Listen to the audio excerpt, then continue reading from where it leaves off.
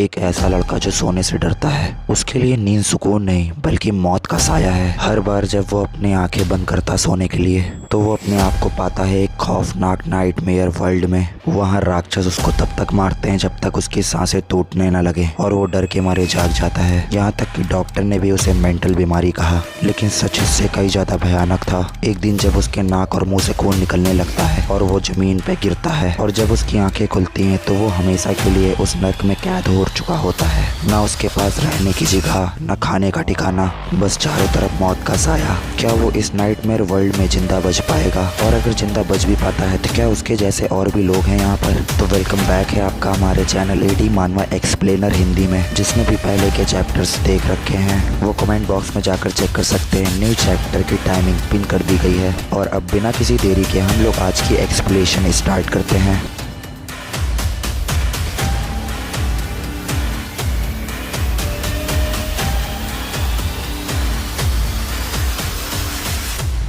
पेड़ इतने टेढ़े मेढ़े और छोटे थे जैसे मानो किसी बूढ़ी औरत की उंगलियां हों। घोर काले रंग की फफूंद और काई उन पर जमी थी और आसमान अजीब तरीके से धुंधला था। एक ऐसी जगह जो विचित्र राक्षसों से भरी पड़ी है जिन्हें आप वास्तविकता में कभी नहीं देख पाएंगे। और अब यहीं से एक कहानी की शुरुआत होती है। एक लड़का जिसके ऊपर एक बहुत भयानक मॉन्स्टर अटैक कर रहा होता है उसको खाने के लिए, और वो लड़का उस मॉन्स्टर से काफी ज्यादा हिम्मत जुटाकर लड़ रहा होता है। और वो कहता है, और अगर मैं यहीं मर जाऊं तो, लेकिन मैं सपने से जाग गया। बहरहाल साल बीत चुके हैं जब से मुझे ऐसा दर्द होने लगा है मानो मैं हर रोज मर रहा हूँ। फिर से वही बुरा सपना। मैं मरने के दर्द को सहन कर सकता हूँ, इससे भी ज्यादा दर्दनाक क्या है? नींद आ रही है, मैं बहुत ज्यादा थक गया हूँ। और अगर मैं वास्तविकता में सो जाता हूँ तो मैं दोबारा से उसी दुनिया में चला जाता हूँ। अगर मैं नाइटमेयर की दुनिया में मर जाता हूँ तो मुझे रियल वर्ल्ड में वापस भेज दिया जाता है। मुझे चैन की नींद मिलना नामुमकिन था। फक उस भयानक सपने में मरने से बचने के लिए वेपनरी, मार्शल आर्ट, शॉर्टमैनशिप, जंगल सर्वाइवल और भी बहुत सारी चीजें मैंने 12 साल तक अपनी तरफ से हर संभव प्रयास किया, और इसी वजह से मेरे उस पूरे सपने में मरने की संभावना कम होने लगी। बहरहाल फंडामेंटली असली समस्या तो नींद है। अब यहाँ पर जो वो लड़का होता है वो डॉक्टर के पास भी जाता है। डॉक्टर भी उससे कहती है कुछ ऐसा ढूंढने की कोशिश करें जो आप करना चाहते हैं और तब शायद आपको अच्छी नींद आ सकेगी। वो लड़का भी अपने मन में सोचता है और कहता है मैं कुछ करना चाहता हूँ, मुझे बस नींद आ रही है, मैं बस चैन से सोना चाहता हूँ, भले ही बस एक बार ही सही। वो इतना सब अपने मन में सोच ही रहा होता है तभी उसके नाक से खून निकलने लगता है। वो अपने खून को देखता है और कहता है आह ये मेरा खून है, आखिरकार ये क्या हो रहा है? और अब वो जमीन पर गिर जाता है और उसके नाक से काफी ज्यादा मात्रा में खून फैल चुका था। जमीन पूरी खून से लाल हो गई थी और वो अपने ही मन में कहता है आखिरकार ये क्या है? मेरी बॉडी काफी ज्यादा लाइट महसूस कर रही है, और तो और इतने टाइम से मेरे सर में जो दर्द था वो भी काफी ज्यादा हद तक कम हो गया है, और ऐसा महसूस हो रहा है कि ताज़ी हवा मेरे सीने और सर को भर रही हो। मुझे आज ऐसा लग रहा है कि मैंने आज वाकई में अच्छी नींद ली है। 12 साल हो गए हैं और ये मत कहना आप क्या मैं सचमुच मर गया? तो ये जगह है जिस नाइटमेयर वर्ल्ड में मैं 12 साल से जी रहा हूँ। अब यहाँ पर वो लड़का नाइटमेयर वर्ल्ड में पहुंच चुका था और वो नाइटमेयर वर्ल्ड में किसी चीज को महसूस करता है। वो उस साइड देखता है तो एक बहुत भयानक मॉन्स्टर उसकी तरफ आ रहा था और वो उस मॉन्स्टर से छुपकर पेड़ के पीछे बैठ जाता है। मॉन्स्टर देखने में काफी ज्यादा भयानक था। वो लड़का अपने मन ही मन कहता है इतने ज्यादा ब्लड लॉस के बाद मैं सचमुच मर चुका हूँ, और अगर ऐसा है तो अगर मैं यहाँ मर गया तो वापस लौटने के लिए कोई रियलिटी ही नहीं बचेगी। अब से यही जगह मेरी रियलिटी है। मुझे अच्छी तरीके से पता है कि ये किस तरीके की जगह है, और ये भी पता है कि यहाँ जिंदा रहने के लिए मुझे क्या करना होगा। मौजूदा हालत को देखते हुए मुझे अभी लड़ाई नहीं करनी चाहिए। सबसे पहले तो मुझे कोई ऐसी जगह जाना चाहिए, कोई ऐसी चमकदार जगह जहाँ मॉन्स्टर आना पसंद नहीं करते। लेकिन ये कैसी फीलिंग है? मैं भागना नहीं चाहता। क्या ऐसा इसलिए है कि मैं बहुत दिनों बाद गहरी नींद में सोया, या फिर इसलिए ये बॉडी मेरे असली बॉडी से काफी ज्यादा यंगर है? मेरी पूरी बॉडी मुझसे चीख चीख कर कह रही है कि फाइट करो और सरवाइव करो। जिनके सामने भाग के आ रहे हुए मॉन्स्टर को एक जबरदस्त स्लैश मारता है और एक ही अटैक में वो जमीन पर गिर जाता है। आसमान से रोशनी खिलने लगी थी, जहाँ दूसरी तरफ जिस मॉन्स्टर को जिनने मारा उसकी बॉडी में तलवार घुसा घुसा कर वो उसका कोर निकालता है और उस कोर को अपने हाथ पे लेता है और उसको नोच नोच कर खा जाता है। और खाते खाते अपनी मन ही मन कहता है इस डार्क फैंटेसी वर्ल्ड में मैं हर हाल में जिंदा रहूंगा।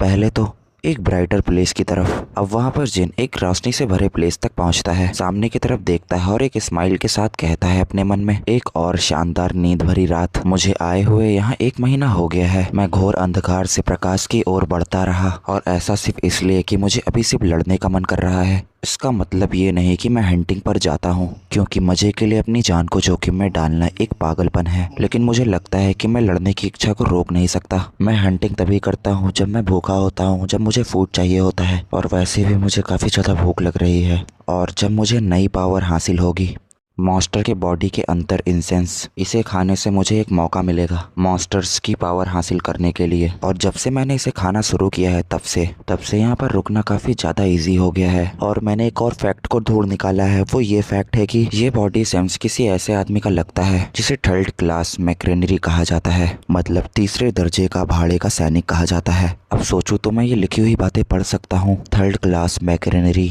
इस तरीके का टोकन का एग्जिस्टेंस, इसका मतलब है कि इस दुनिया में कहीं ना कहीं लोग रह रहे हैं। अब वो लड़का सामने की तरफ देखता है।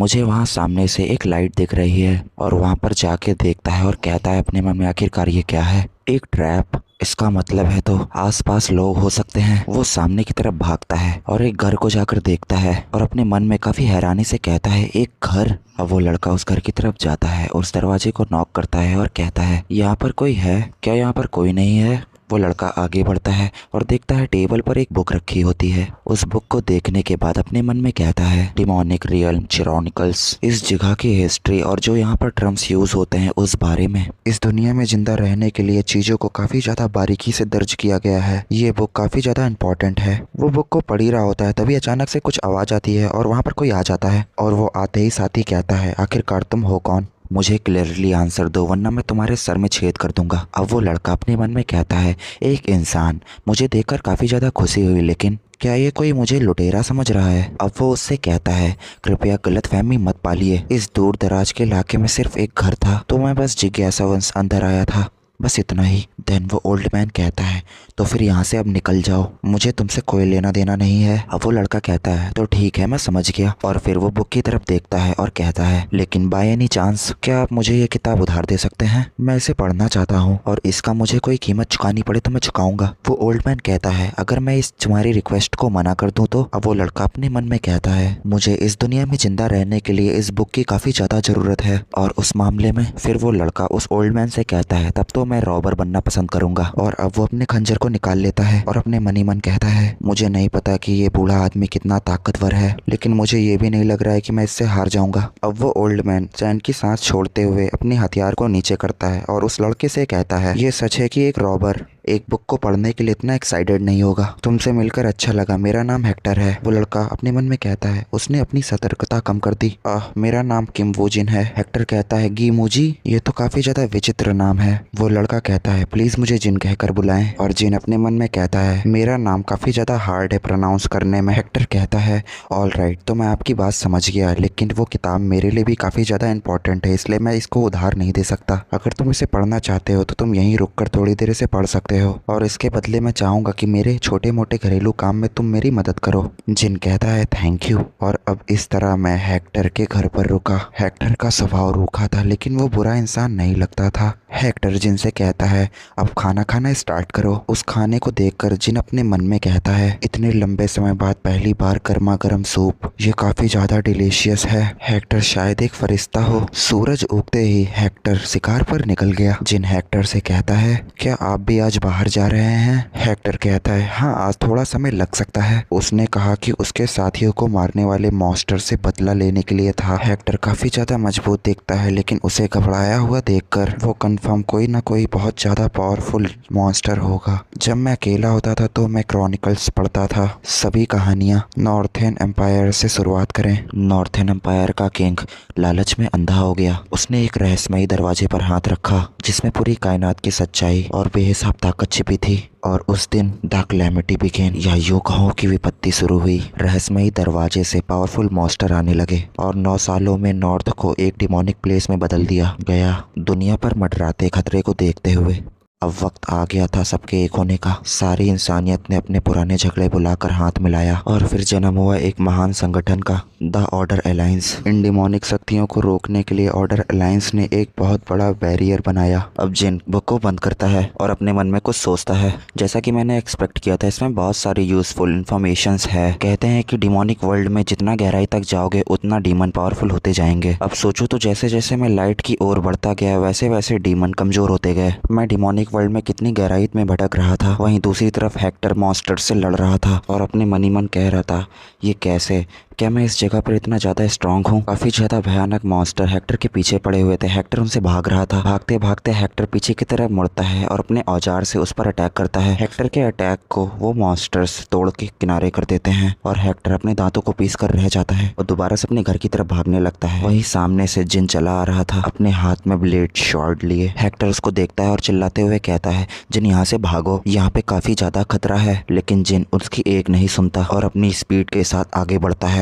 हेक्टर ये देखकर काफी ज्यादा शॉक हो चुका था। जिनकी आंखों में एक जुनून सवार था। अब एक जंप करता है उस मॉन्स्टर को मारने के लिए। मॉन्स्टर भी अपने पंजे से उसको रोकने की कोशिश करता है। जिन एक ही अटैक में अपनी ब्लेड शॉट से उस मॉन्स्टर को मार देता है और वहाँ खड़े बाकी के मॉन्स्टर भी ये सब देख रहे थे। हेक्टर भी अपने मन ही मन कहता है, ओ माय गॉड, उसने सिंगल ही स्लैश में वेयरवुल्फ को मार दिया। जिन वहाँ से आवाज लगाता है हेक्टर को, क्या इस मॉन्स्टर को स्ट्रॉन्ग माना जाता है? हेक्टर भी कहता है, क्या तुम पूछ रहे हो कि वेयरवुल्फ स्ट्रॉन्ग होता है? हाँ, वो होता है और काफी ज्यादा इनक्रेडिबल भी होता है। जिन भी कहता है, आई सी। फिर बाकी के काम निपटाने के बाद पूरी डिटेल से मैं ये सुनूंगा। जिन उन मॉन्स्टर्स को देखता है और अपने मन ही मन सोचता है, हालांकि इतने ज्यादा ये मजबूत नहीं दिखते, लेकिन उनकी संख्या लगभग 40 है और अगर मैं बाई चांस लापरवाह हुआ तो मुझे बर्बाद करने के लिए सिर्फ इतना ही काफी होगा। उन सभी से लड़ने के बजाय मैं उसका गला काट दूंगा जो सेकंड इन कमांडर दिख रहा है और उनका मनोबल चकनाचूर हो जाएगा और उसको देखकर ऐसा लग रहा है कि एक लार्ज बिल्डिंग मेरे सामने खड़ी है और यही है,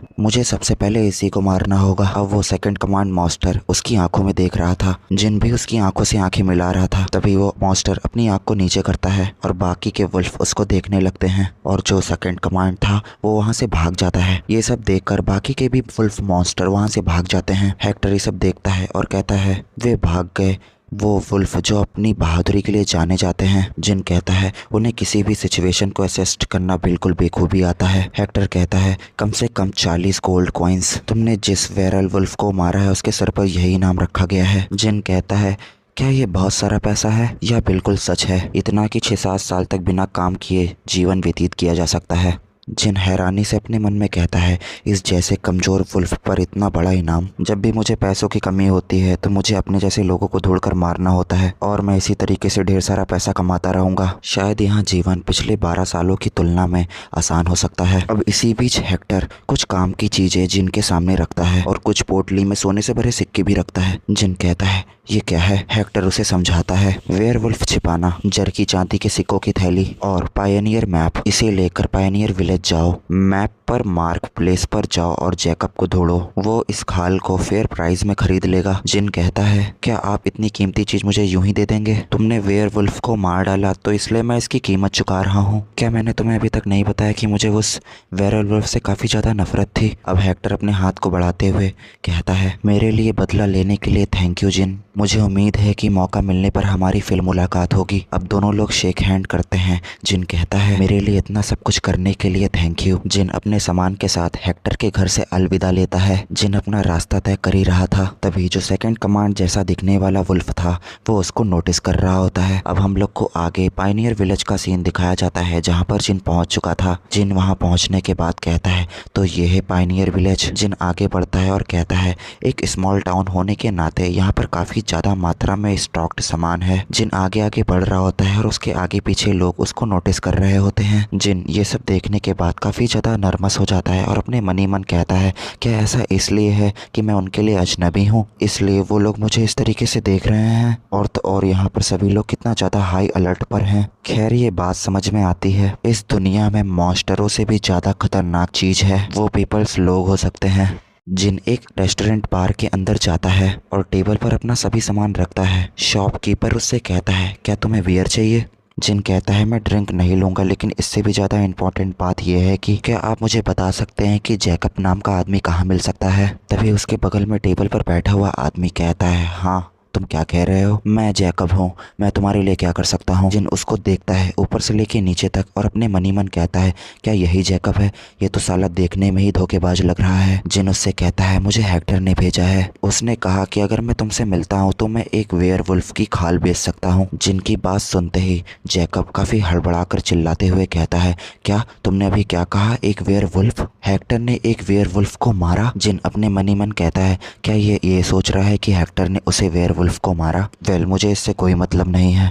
जैकब वेयरवुल्फ की खाल को देखता है और कहता है, ये क्या, ये तो सचमुच वेयरवुल्फ की खाल है। और अब वहाँ पर बाकी के लोग आपस में बात करते हुए कहते हैं, क्या हेक्टर ने आखिरकार उस बूढ़े आदमी ने ये कर ही दिखाया? भले ही वो बूढ़ा हो गया हो, लेकिन हेक्टर तो हेक्टर ही है। जैकब कहता है, हाँ, जैसा कि मैंने सोचा था, मुझे पता था कि हेक्टर ये कर सकता है। अब यहाँ पर जैकब के साथ जो लोग होते हैं वो जिन को घेर लेते हैं। जिन कहता है, आखिरकार तुम लोग करना क्या चाहते हो? जैकब कहता है, क्या तुम देखकर नहीं बता सकते? मैं तुमसे नाइसली कह रहा हूँ कि यहाँ से चले जाओ और मैं तुम्हारी जान को बख्श दूंगा। हेक्टर अपने मन ही मन कहता है, धोखेबाज कहीं का, आखिर चेहरे झूठ नहीं बोलते।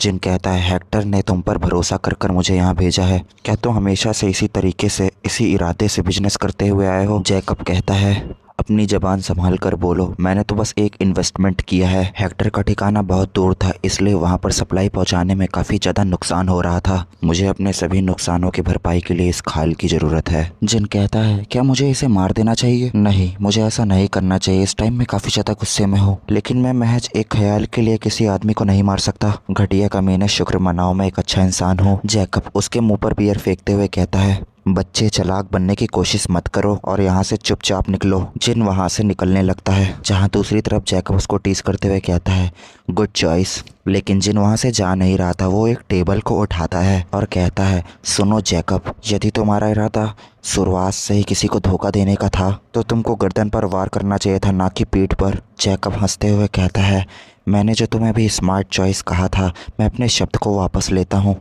इस बच्चे को अपनी लाइफ की वैल्यू नहीं पता और अब सभी लोग उसको मारने के लिए आगे बढ़ते हैं। जिन धीरे लफ्जों में कहता है, तुम सब मरोगे। इन जैसे लोगों को अगर मैं मार भी दूं तो शायद मुझे कोई गिल्टी नहीं होगी। वहीं दूसरी तरफ बंदा अपने मन ही मन सोचता है, ये कितना ज़्यादा स्ट्रांग है और काफ़ी ज़्यादा फास्ट भी है। अब इसी बीच एक और आदमी जिन पर अटैक करता है अपनी कुल्हाड़ी से। जिन उसके अटैक को डॉज करता है और उसकी कुल्हाड़ी से पूरी ज़मीन फट जाती है। जिन टेबल पर हाथ फेरता है और उस टेबल को वापस उसकी तरफ फेंकता है और अब अपनी ब्लेड शॉट से जिन उसकी गर्दन को फाड़ देता है। वहीं दूसरी तरफ जैकब अपने मन में कहता है, अरे यार, अचानक से इसके अंदर मॉन्स्टर कहाँ से प्रकट हो गया? इस एरिया में इतना ज़्यादा स्ट्रांग आदमी जिसके बारे में मुझे पता भी नहीं, और अगर था भी तो ऐसा हो नहीं सकता कि मैं इसको जानता ना हूँ। इस रफ्तार से तो मैं व्यर्थ ही मर जाऊंगा। जिन अपनी शॉट पे शॉट चलाया जा रहा था और एक के बाद एक आदमी को खत्म करे जा रहा था। उसकी आंखें एकदम लाल पड़ गई थी। जैकब घबराते हुए कहता है, डैम इट, यहाँ से सभी लोग भागो।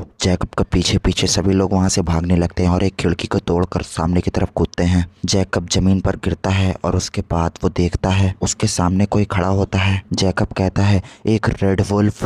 आखिरकार ये मॉन्स्टर विलेज में क्यों है? जैकब के पीछे से जिन भी आता है। जैकब और उसके साथी अपने हाथ को ऊपर कर लेते हैं। जिन वुल्फ की तरफ देखता है और उस वुल्फ को याद करता है। जिन कहता है, तुम वही स्काउट वुल्फ हो? क्या तुम भी मरने की इच्छा से यहाँ आए हो? रेड वुल्फ तुरंत डर जाता है और जमीन पर लेट जाता है। काफी ज्यादा फ्रेंडली होने की एक्टिंग भी करने लगता है। जैकब और उसके साथी ये सब देखकर काफी ज्यादा शॉक थे। जिन अपने मन ही मन कहता है, आखिरकार ये आवारा कुत्ते जैसा क्यों बिहेव कर रहा है? अब ये मत कहना कि ये वुल्फ। और इतना बोलने के बाद रुक जाता है और तेज लहजों में कहता है, इन सबको काटो। जिन उसको ऑर्डर देता है। रेड वुल्फ वापस से खड़ा होता है और उन सबको बाइट करने के लिए आगे बढ़ता है और एक आदमी की गर्दन पर वो अटैक करता है और अपने जबड़े से उसके मांस को खींच लेता है। जिन ये देखने के बाद कहता है, ओह नाइस। जहाँ दूसरी तरफ जैकब उस रेड वुल्फ को देख रहा होता है। रेड वुल्फ उसके साथियों को बहुत बेरहमी से नोच नोच कर खा रहा होता है। जैकब अपने मन ही मन कहता है, फक, आखिरकार अब मैं क्या करूं? ऑल राइट, तो अब मुझे इस सिचुएशन से पहले बाहर निकलना होगा, क्योंकि वो एक मूर्ख है। अगर कुछ टाइम में इससे माफ़ी मांग लूँ तो शायद ये मुझे इग्नोर कर देगा।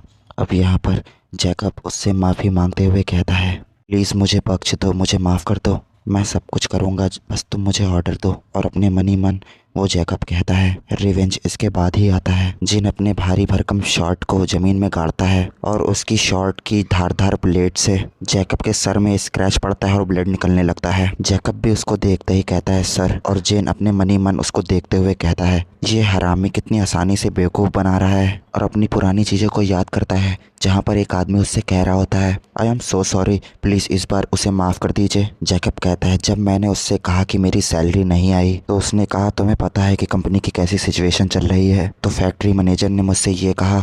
तो उस टाइम मेरा हार्ट काफ़ी ज़्यादा सॉफ्ट था, मेरे पास सिचुएशन को एक्सेप्ट करने के अलावा कोई ऑप्शन नहीं था। हालांकि मुझे ऐसा नहीं करना चाहिए था। और एक बार जब मैं अपने घुटनों पर बैठा तो सैलरी 1 वीक लेट आई, फिर 1 महीने की देरी हुई, फिर 2 महीने की देरी हुई, और किसी समय तो मैंने मैनेजर से कहा इस महीने भी मेरी सैलरी दी है। मैनेजर उससे कहता है तुम बदमाश कहीं के, जब हालात मुश्किल हो तो क्या हमें एक दूसरे का साथ नहीं देना चाहिए। खैर आजकल के बच्चे कितने ज़्यादा स्वार्थी होते हैं। उसने मुझे स्वार्थी करार दिया और मेरे साथ एक कमज़ोर व्यक्ति जैसा बर्ताव किया। महीने दर महीने जीना काफ़ी ज़्यादा बुरा लगता है। जिन पीछे पलटता है और अपने मनी मन कहता है लेकिन उस समय मैंने एक सबक ज़रूर सीखा। जहाँ दूसरी तरफ घुटनों के बल बैठा जैकब, उसके मन में चालबाजी चल रही थी। वो अपने पीछे से खंजर निकालता है और जिन की तरफ अटैक करते हुए कहता है अब मरो तुम साले।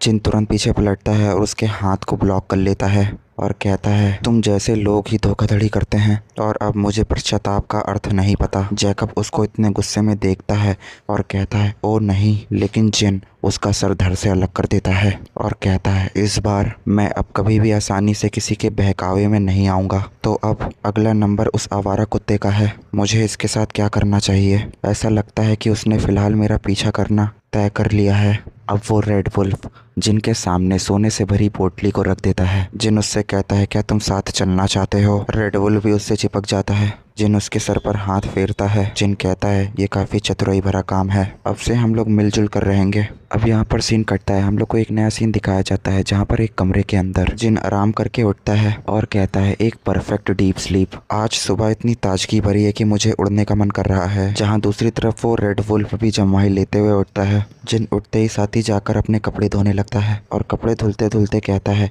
मैंने पहली बार किसी आदमी की हत्या की, और वो आदमी एक या दो नहीं बाकी कई सारे थे। बहरहाल मुझे गिल्ट क्यों नहीं फील हो रहा, क्योंकि वो लोग नीच थे। नो, मुझे उस टाइम जो इमोशन फील हुआ था वो बिल्कुल वैसा ही था जब मैं मॉन्स्टर का शिकार करता हूँ। यह एक रोमांचकारी अनुभव था। मेरे अंदर डेफिनेटली कोई ना कोई है जो अब बदलने लगा है। क्या मुझ पर कोई कर्ज लगा है या कुछ और? खैर मैं बच गया, ये अच्छी बात है ना। एक बात तो कन्फर्म है, मेरी लाइफ यही है। यह मेरी पूरी लाइफ से बिल्कुल अलग है। मेरी ये नई ज़िंदगी मेरी पुरानी ज़िंदगी से बिल्कुल अलग होगी और अब मैं कोई बेवकूफ़ी या अन्याय बर्दाश्त नहीं करूँगा। अब से मैं शान और शौकत के साथ जीऊँगा। मैं बस प्रेजेंट को एंजॉय करूँगा। जिन चलते चलते 5th पाइनर सिटी पहुँच जाता है।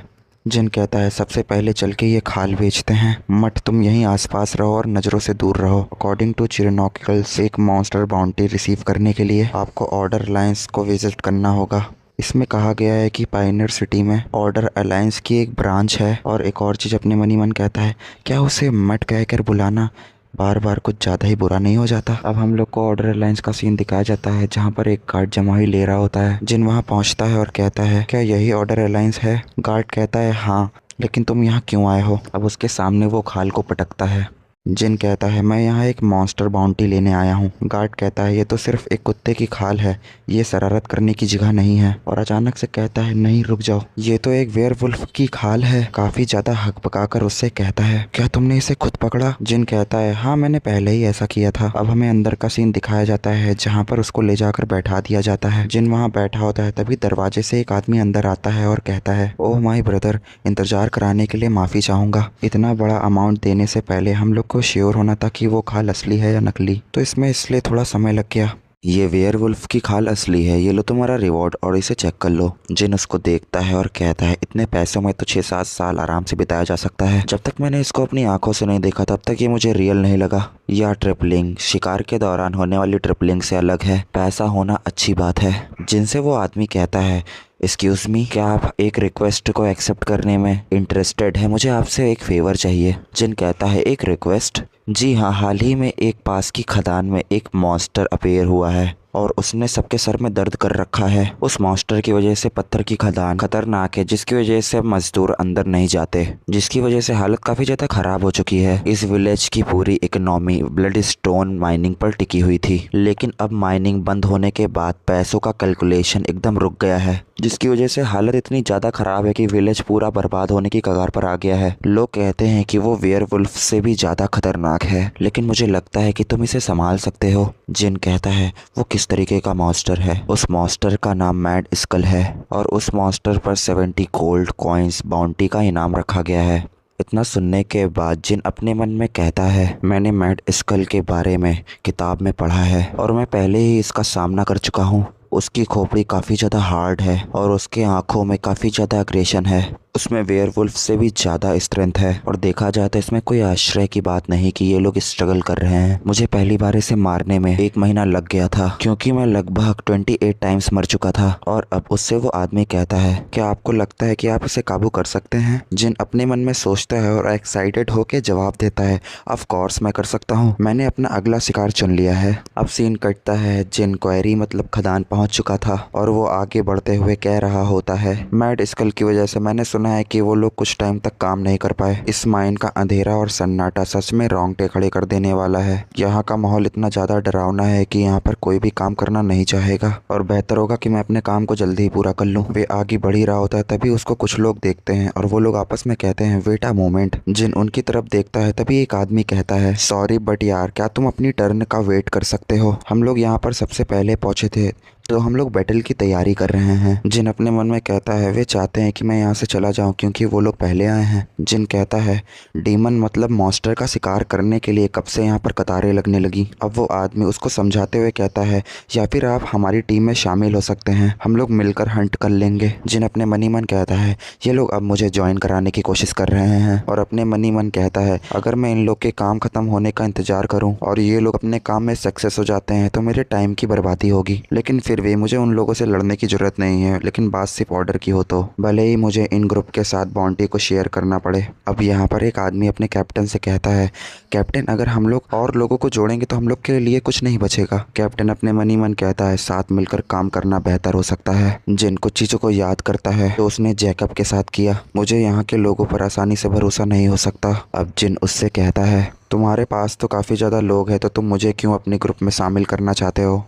अब यहाँ पर वो लड़का कहता है, थोड़ा अजीब लग रहा है ये मानने में, पर मेरे लिए सेफ्टी परफॉर्मेंस से ज़्यादा ज़रूरी है। अगर तुम हमारे साथ ज्वाइन कर लो तो शायद हम लोग को मदद मिलेगी। तुम काफ़ी ज़्यादा स्ट्रांग हो, है ना? उसकी ये सारी बात सुनने के बाद जिन अपने मन ही मन कहता है, अचानक से इतनी तमीज इन लोग का यही है, इनके सामने इनसे ज़्यादा कोई मजबूत आता है तो ये लोग ऐसे ही करते हैं। जिन उससे कहता है, तुमको ऐसा क्यों लगता है कि मैं काफ़ी स्ट्रांग हूँ? सामने वाला लड़का कहता है, अगर तुम स्ट्रांग नहीं होते तो जो वो वुल्फ है वो तुम्हारा पीछा नहीं कर रहा होता। जिन उस वुल्फ की तरफ देखता है, उसका वुल्फ एक लड़की के साथ होता है। लड़की उससे कह रही होती है, कहते हैं कि वुल्फ मॉन्स्टर को अपना गुलाम बनाना मौत को दावत देना है। वुल्फ मॉन्स्टर अपनी आज़ादी के लिए पूरी दुनिया में मशहूर हैं। इन्हें काबू करना नामुमकिन माना जाता है, इतना नामुमकिन कि ऑर्डर अलायंस जैसी बड़ी ताकत भी इसे काबू नहीं कर सकती। किसी इंसान को फॉलो करते देख ये कितना ज़्यादा अमेजिंग है। जिन अपने मन ही मन कहता है, मैंने मट को छुपने के लिए कहा था, लेकिन ये बाहर क्यों निकला? अरे उन्होंने इसे मीट के लिए ऑफर किया। इस दुनिया का ऐसा नॉनवेज जिसका स्वाद मैंने अभी तक नहीं लिया। मट उस मीट को खाता है और थोड़ा सा खाने के बाद वो जिन की तरफ फेंक देता है उसको। जिन ये देखने के बाद अपने मन में कहता है, वो आवारा कुत्ता आखिरकार मुझे समझता क्या है। लेकिन फिर अचानक जिन उस मीट को गौर से देखने लगता है और कहता है, आखिरकार मेरी बॉडी क्यों नहीं रुक रही? और ये भी तो सोचो, मैंने आखिरी बार कब मीट खाया था, लेकिन इस मीट को तो उस मट ने खाया है और तो और ये जमीन पर भी गिरा हुआ है। लेकिन मुझे क्या इसको उठाना चाहिए? जिन उस मीट को उठाने लगता है खाने के लिए, लेकिन तभी वो लड़की उसको रोक देती है और उसको फूड ऑफर करती है। अगर आपको भूख लगी है तो क्या आप कुछ लेना चाहेंगे? जिन उसको काफी ज्यादा गौर से देखता है और कहता है, इतना ज्यादा गुडनेस, मैं इस पर भरोसा कर सकता हूँ। जिन उन सभी लोगों पर भरोसा करके उनके साथ आगे बढ़ता है माइन के और टेस्टी मीट को एंजॉय करते हुए अपने मन ही मन कहता है, ये कितना ज्यादा डिलीशियस है, एकदम रस से लबालब है और तो और इसमें सिजवान जैसी तीखी मिर्च का टेस्ट भी आ रहा है। इसका स्वाद उस भयानक मांस से अलग है जिसको मैंने जिंदा रहने के लिए मॉन्स्टर से निकाल कर खाया था। वो लड़की पीछे पलटती है और कहती है, अरे जब मैं इस बारे में सोचती हूँ तो मुझे याद आता है कि अभी हम लोग अच्छे से इंट्रोड्यूस भी नहीं हुए हैं। इसी बीच वो लड़का भी कहता है मेरा नाम जॉनथन है और मैं कैप्टन हूँ द ब्लैक मर्लिन मैक्रेनी ग्रुप का। वो लड़की भी कहती है मेरा नाम कैलरी है। जिन कहता है मैं किम्वो जिन हूँ, नहीं मैं जिन हूँ। जॉनथन कहता है ऑल राइट, हमें आपको पाकर बहुत खुशी हुई। तुम्हारे मन में कोई क्वेश्चंस हो तो तुम बिना झिझक पूछ सकते हो। जिन भी कहता है ठीक है मैं समझ गया। उनका कैप्टन जॉनथन कहता है तो ठीक है फिर। हम लोग उस जगह पर पहुंच गए, यहीं पर हम लोग मैड स्कल से लड़ेंगे। ट्रैप टीम जाल को बिछाओ, स्पेयर टीम अपनी अपनी पोजीशन ले लो। कैलरी क्या हम लोग को भी अब स्टार्ट करना चाहिए? कैलरी कहती है यस लेट्स बिगिन। जिन कैलरी को देखता है और अपने मन ही मन कहता है क्या ये मैजिक है?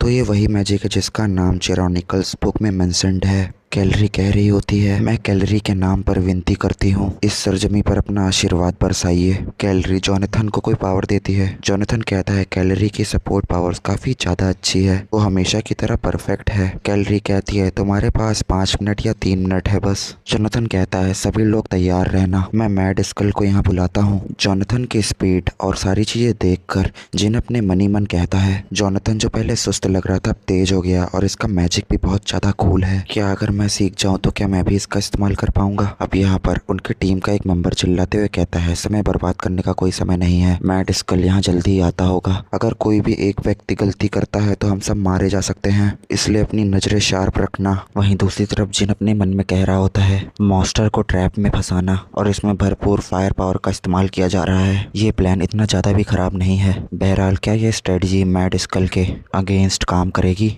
वहीं दूसरी तरफ जॉनथन मैड स्कल को आगे की तरफ लेकर आ रहा होता है और चिल्लाते हुए कहता है ट्रैप को तैयार करो ट्रैप टीम। वहीं दूसरी तरफ उसके ग्रुप के मेंबर रेडी होकर चिल्लाते हुए कहते हैं मैड स्कल आ रहा है, सब लोग रेडी हो जाओ। मैड स्कल को वो लोग ट्रैप में फंसा लेते हैं। जॉनथन भी कहता है स्पेयर्स तैयार करो और सभी ग्रुप के मेंबर्स स्पेयर को उस पर बरसाने लगते हैं। मैड स्कल काफी जोर से चिल्लाता है और पागल हो जाता है। ट्रैप टीम रस्सी से उसको पकड़ रही होती है लेकिन मैड स्कल बेकाबू हो रहा है। वो इतना ज़्यादा पावरफुल है कि उसको कोई लोग संभाल ही नहीं पा रहे हैं। ये सब देखते हुए जिन अपने मन में कहता है ये तो अच्छी बात नहीं है, ये मैड स्कल काफ़ी ज़्यादा हम लोग पर हावी हो रहा है। वहीं दूसरी तरफ लोग गिर रहे थे ज़मीन पर और चिल्लाते हुए कह रहे हैं इसको टाइट पकड़ो, हम लोग इतने सारे हैं, हम लोग एक मॉन्स्टर को बांध नहीं पा रहे हैं। लेकिन फिर अचानक से मैड स्कल उस जाल को तोड़ देता है और सभी लोग अलग अलग दिशा में जाकर गिरते हैं। अब मैड स्कल कैलरी के सामने खड़ा था। कैलरी उसको देखती है, उसके फेस से हवा उड़ जाते हैं। लेकिन फिर अचानक से कैलरी के आगे जिन आ जाता है।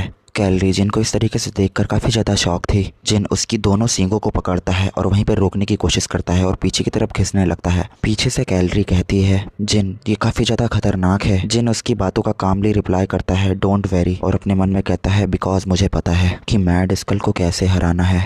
अब यहाँ पर जिन उसको साइड में धक्का देता है और अपने खंजर को निकालता है और अपने मन ही मन कहता है मुझे लगता था कि मैं पहले से ज़्यादा मजबूत हो गया हूँ, इस मैड स्कल के पास डेफिनेटली इनक्रेडिबल पावर है। धिक्कार है मैंने अपनी सतर्कता कम कर दी। लेकिन फिर अचानक से वो नोटिस करता है उसके आसपास मैजिक पावर घूमने लगी थी और पीछे से कैलरी कहती है मैं भी तुम्हारी मदद करती हूँ। जिन भी अपने मन में कहता है ये क्या कोई मैजिक है, मेरी बॉडी एकदम हल्की हो गई है। ऐसा महसूस होता है कि मैंने 30 किलो का बैग जमीन पर रख दिया जिसे मैं ले जा रहा था और अब इसके साथ मैं इस मेथड के साथ मैं उसका शिकार आसानी से कर पाऊंगा।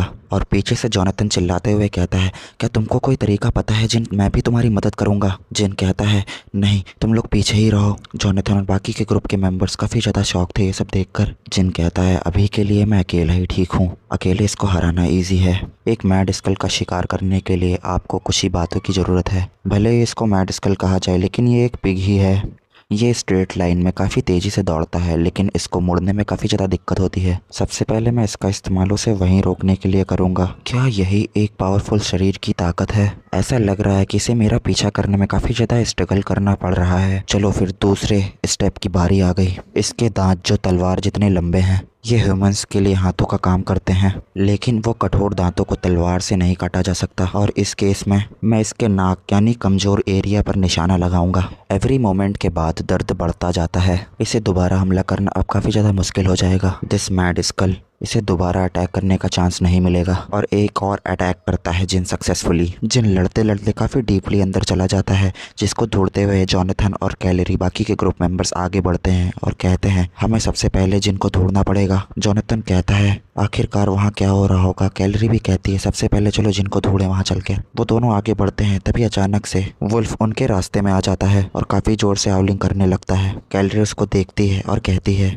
क्या हमें इंटरफेयर ना करने को ये कह रहा है? वहीं दूसरी तरफ जिन वहाँ से बाहर निकल कर आता है और सभी लोग कहने लगते हैं, जिन तुम जिंदा वापस आ गए, और उस मैड स्कल का क्या हुआ? जिन काफ़ी आराम से कहता है, हम दोबारा से मास्टर को जिंदा तो नहीं कर सकते, और उस जगह पे वहाँ कोई अब मैड स्कल नहीं है और अब सिर्फ मांस बचा है वहाँ पर। जोनाथन इतना सुनता है और कहता है, वाह क्या बात है, क्या तुमने सचमुच अकेले किया ये सब? मैंने किसी भी आदमी को अकेले मैड स्कल को हराते नहीं देखा। इसी बीच उसके बगल में खड़ा हुआ वुल्फ काफी जोर जोर से आवाजें निकालने लगता है और सामने की तरफ जोनाथन वगैरह पलट कर देखते हैं और अब सामने एक और मैड स्कल दिखता है। जोनाथन ये सब देखता है और चिल्लाते हुए कहता है, ये तो मैड स्कल है, वहाँ पर एक और मैड स्कल है, सभी लोग बैटल के लिए दोबारा से प्रिपेयर हो जाओ। कैलरी सबको रोकती है और कहती है, रुक जाओ, वहाँ पर एक नहीं और भी हैं, क्या यहाँ पर और भी पिक के बच्चे हैं? और अब उस मैड स्कल के साथ 2 बच्चे और निकलते हैं जो कि काफ़ी ज़्यादा क्यूट तरीके से क्वैक क्वैक कर रहे होते हैं। बाकी के सभी लोग और जिन सब लोग उसको नोटिस करते हैं। कैलरी कहती है, क्या वो लोग अब जा रहे हैं? ऐसा लगता है कि उन लोगों ने अपने बच्चों को पालने का प्लान यहीं बनाया था। जोनाथन कहता है, मुझे थोड़ा बुरा लग रहा है अब। खैर मुझे खुशी है कि ये पीसफुली चला गया। अब यहाँ पर 5th पायनियर सिटी का सीन दिखाया जाता है जहाँ एक बार के अंदर सभी ग्रुप के मेंबर्स बैठे होते हैं। जोनाथन सभी से कहता है, बहुत बढ़िया वर्क किया, किसी को भी ज़्यादा चोट नहीं आई। मैं आप लोगों को बता नहीं सकता कि मुझे कितनी ज़्यादा खुशी है, हम लोग ने मैड स्कल को हरा दिया और सबसे ज़्यादा हाईलाइट हंट और सबसे ज़्यादा मेहनत का फुल सेटलमेंट का टाइम आ गया है। और सभी लोग अब जोर जोर से चिल्लाने लगते हैं। कैलरी कहती है, मैंने सोचा था कि 70 गोल्ड कॉइन्स होंगे बस, लेकिन यहाँ पर देखने से ही लग रहा है कि ये 70 से ज़्यादा है। जोनाथन भी हंसते हुए कहता है, इस बात के लिए तुम लोग थैंक्स मुझे बोलो जो मैंने इतना हंगामा किया। वहाँ पर सिर्फ एक मैड स्किल नहीं था, बाकी भी थे, क्योंकि ये दी गई जॉब की इन्फॉर्मेशन के मुकाबले काफ़ी ज़्यादा डेंजर थी। मैंने और भी बड़े इनाम की डिमांड की, पूरे 110 गोल्ड कॉइन्स। अब यहाँ पर सब कहने लगते हैं, वाह हमारे कप्तान से यही उम्मीद थी। जिन भी इसी बीच कहता है, लेकिन हम लोग ने उन बच्चों की मदर से लड़ाई नहीं की, फिर भी उन्होंने तुम्हें पैसे दे दिए। जोनाथन कहता है, अरे हाँ मैंने थोड़ा सा झूठ बोला। उनके टीम का एक बंदा कहता है, अरे ये हैं हमारे कैप्टन, अगर ये पकड़े नहीं जाते तो ये सच बन जाता। जिन कहता है, ये सब कितने ज़्यादा इंटरेस्टिंग है। और अब जोनाथन जिन के ऊपर हाथ रखता है और कहता है, एनीवे मैं सोच रहा हूँ कि कमाई का आधा हिस्सा जिन को दे दूँ। और मैं अब आप लोग से पूछता हूँ, क्या आप लोगों में से किसी को प्रॉब्लम है? जिन शॉक होता है और कहता है, पूरा आधा हिस्सा? जोनाथन कहता है, अगर तुम ना होते तो हम लोग कुत्ते की मौत मर जाते, तो इसको खुशी खुशी एक्सेप्ट करो, क्योंकि इनाम की रकम बढ़ चुकी है, हम लोग को आपस में बांटने के लिए पर्याप्त रिवॉर्ड्स है, और यही तो हम सब चाहते हैं। उसके ग्रुप के मेंबर्स काफी ज्यादा खुश होते हैं। जहाँ दूसरी तरफ जिन अपने मनी मन कहता है, पावर और ट्रैप से उन लोगों ने काफी ज्यादा मदद की, ऐसा लगता है कि यहाँ हर कोई बुरा नहीं है, थैंक यू, बदले में आज रात के सभी ड्रिंक्स का पेमेंट मैं करूंगा। अब सामने से टीम मेंबर से आवाज़ आती है, वो तुम्हें तो मनी खर्च करना आता है, आज रात हम सारे तुम्हारे पैसे उड़वा देंगे। अब वो लोग खुशी से काफ़ी ज़्यादा ड्रिंक करने लगते हैं। जहाँ दूसरी तरफ जिन कैलरी को नोटिस करता है, वो कहीं जाती है। जिन उससे कहता है, कैलरी तुम कहाँ जा रही हो? अरे कहीं नहीं, मैं थोड़ा सा मैजिक की प्रैक्टिस करने जा रही हूँ। जिन कहता है, मैजिक? अब यहाँ पर सीन कटता है, हम लोग को एक चांदनी रात का सीन दिखाया जाता है जहाँ पर कैलरी अपने मैजिक की प्रैक्टिस कर रही होती है। उसके शरीर से काफी ज्यादा मात्रा में मैजिक निकल रहा होता है। पीछे खड़ा जिन उसको मनी मन देखते हुए कहता है, वो जरूर थकी हुई होगी, हंट के बाद तुरंत ट्रेनिंग लेना ये काफी ज्यादा इम्प्रेसिव है। मैजिक, क्या मुझे इसे सीखना चाहिए? अब वो लोग अपना सामान समेट रहे होते हैं। कैलरी जिनसे कहती है, क्या तुम मैजिक सीखना चाहते हो? चिंता मत करो, मैं तुम्हें जरूर सिखा सकती हूँ। जिन बड़बड़ाते हुए कहता है, ये कितनी आसानी से मान गई। कैलरी कहती है, मैं वैसे भी तुम्हें कुछ गिफ्ट देना चाहती थी। अब दोस्तों, हमारी ये सुंदर और नखरीली मैडम थोड़ा नाराज हैं और वो कहती है, जब वो पागल मैड स्कल हमारी तरफ पागलों की तरह दौड़ा आ रहा था, तब तुमने ही मुझे बचाया, किसी और की तरह नहीं जो बस खड़ा होकर तमाशा देख रहा था। और पीछे खड़े जोनाथन के मुंह पर ये टॉन्ट कस रही थी। और वैसे भी मैं आपको बस मैजिक ही सिखा सकती हूँ। अगर कोई मैकनरी ग्रुप अपने ही मैगस मतलब जादूगर को प्रोटेक्ट नहीं कर सकता, तो उसको सिखाने का कोई मतलब नहीं है। और ऐसे लोग मुझसे मदद मांगेंगे या सिखाने के लिए कहेंगे तो मैं सीधा मना कर दूंगी। लेकिन हमारा जिन अलग है। और अब जोनाथन पीछे से आता है और उससे कहता है, अरे अब तो बिल्कुल नहीं हो सकता, मैजिक कोई ऐसी चीज नहीं है जिसे आप रातों रात सीख सकते हैं, और वैसे भी 2 दिन में हम लोग विलेज को छोड़ रहे हैं। कैलरी जोनाथन से थोड़ा एग्रेसिव मोड में कहती है, जिन can just come with us, जिन हम लोग के साथ चलेगा। और अब जोनाथन जलन से झांककर जिन से कहता है, एक brave wolf is usually most comfortable alone, वो अकेला रहना ज्यादा पसंद करता है। आपकी इतनी बड़ी जर्नी में हम जैसे लोगों का दखल देना बिल्कुल भी सही नहीं रहेगा, ये आपकी तौहीन होगी। जोनाथन को ऐसा देखकर लग रहा है कि वो जिन से काफी ज्यादा जेलस हो रहा है। इतना सुनने के बाद जिन अपने मन ही मन सोचता है, अरे ऐसा कुछ नहीं है, मेरे पास करने के लिए कुछ भी नहीं बचा है इस टाइम, लेकिन ये बंदा मुझे जबरदस्ती इतनी इज्जत दे रहा है कि मुझे अपनी शान दिखानी ही पड़ेगी। क्या मुझे थोड़ा सा झूठ बोलना चाहिए? जिन कहता है, जोनाथन तुम्हारी अगली मंजिल क्या है? जोनाथन कहता है, फोर्थ पाइनर सिटी, मैंने सुना है वहाँ पर एक बहुत बड़ी जॉब है। फोर्थ पाइनर सिटी, मैं भी वहाँ जाने की प्लानिंग कर रहा था, तो क्या मैं तुम लोग के साथ चल सकता हूँ? जिन सामान रखते हुए कहता है, और रास्ते में मैं जादू भी सीख सकता हूँ। अचानक से कैलरी और जोनाथन आपस में बात करते हुए कहते हैं। कैलरी कहती है, वह झूठ बोलने में भयानक है। जोनाथन कहता है, हमने उसको अपने जाल में फंसा लिया। अचानक से जिन सामान रख ही रहा होता है, जोनाथन और कैलरी उसके पास आते हैं। जोनाथन कहता है, ओ माई गॉड, ये तो कोइंसिडेंस है, हम लोग के लिए ये तो बहुत अच्छी बात है कि हमारे साथ एक सहयोगी, वो भी काफी ज्यादा ग्रेट है, जो हम लोग के साथ चलेगा। जिन कहता है, तो नेक्स्ट डेस्टिनेशन डिसाइड हो गई। अब पूरी टीम निकल पड़ती है अपनी नेक्स्ट डेस्टिनेशन की ओर, और उन लोग के साथ एक बहुत बड़ा टर्टल भी चल रहा होता है, उनका जो सामान लादे होता है। और अब हम लोग को इसके बारे में बताया जाता है। इसका नाम तारास्क है। इस मॉन्स्टर को खास तौर पर पाला गया है ताकि इसे गुनून बदलकर इसे बेहतर बनाया जा सके। इसे ज्यादातर सामान ढोने के लिए, एक से दूसरी जगह ट्रांसपोर्ट करने के लिए ज़्यादातर इस्तेमाल किया जाता है। ये उन गिने चुने मॉन्स्टरों में से एक है जिसे इंसानों ने अपना पालतू बनाया है। जिन उसे देखता है और बड़बड़ाते हुए कहता है,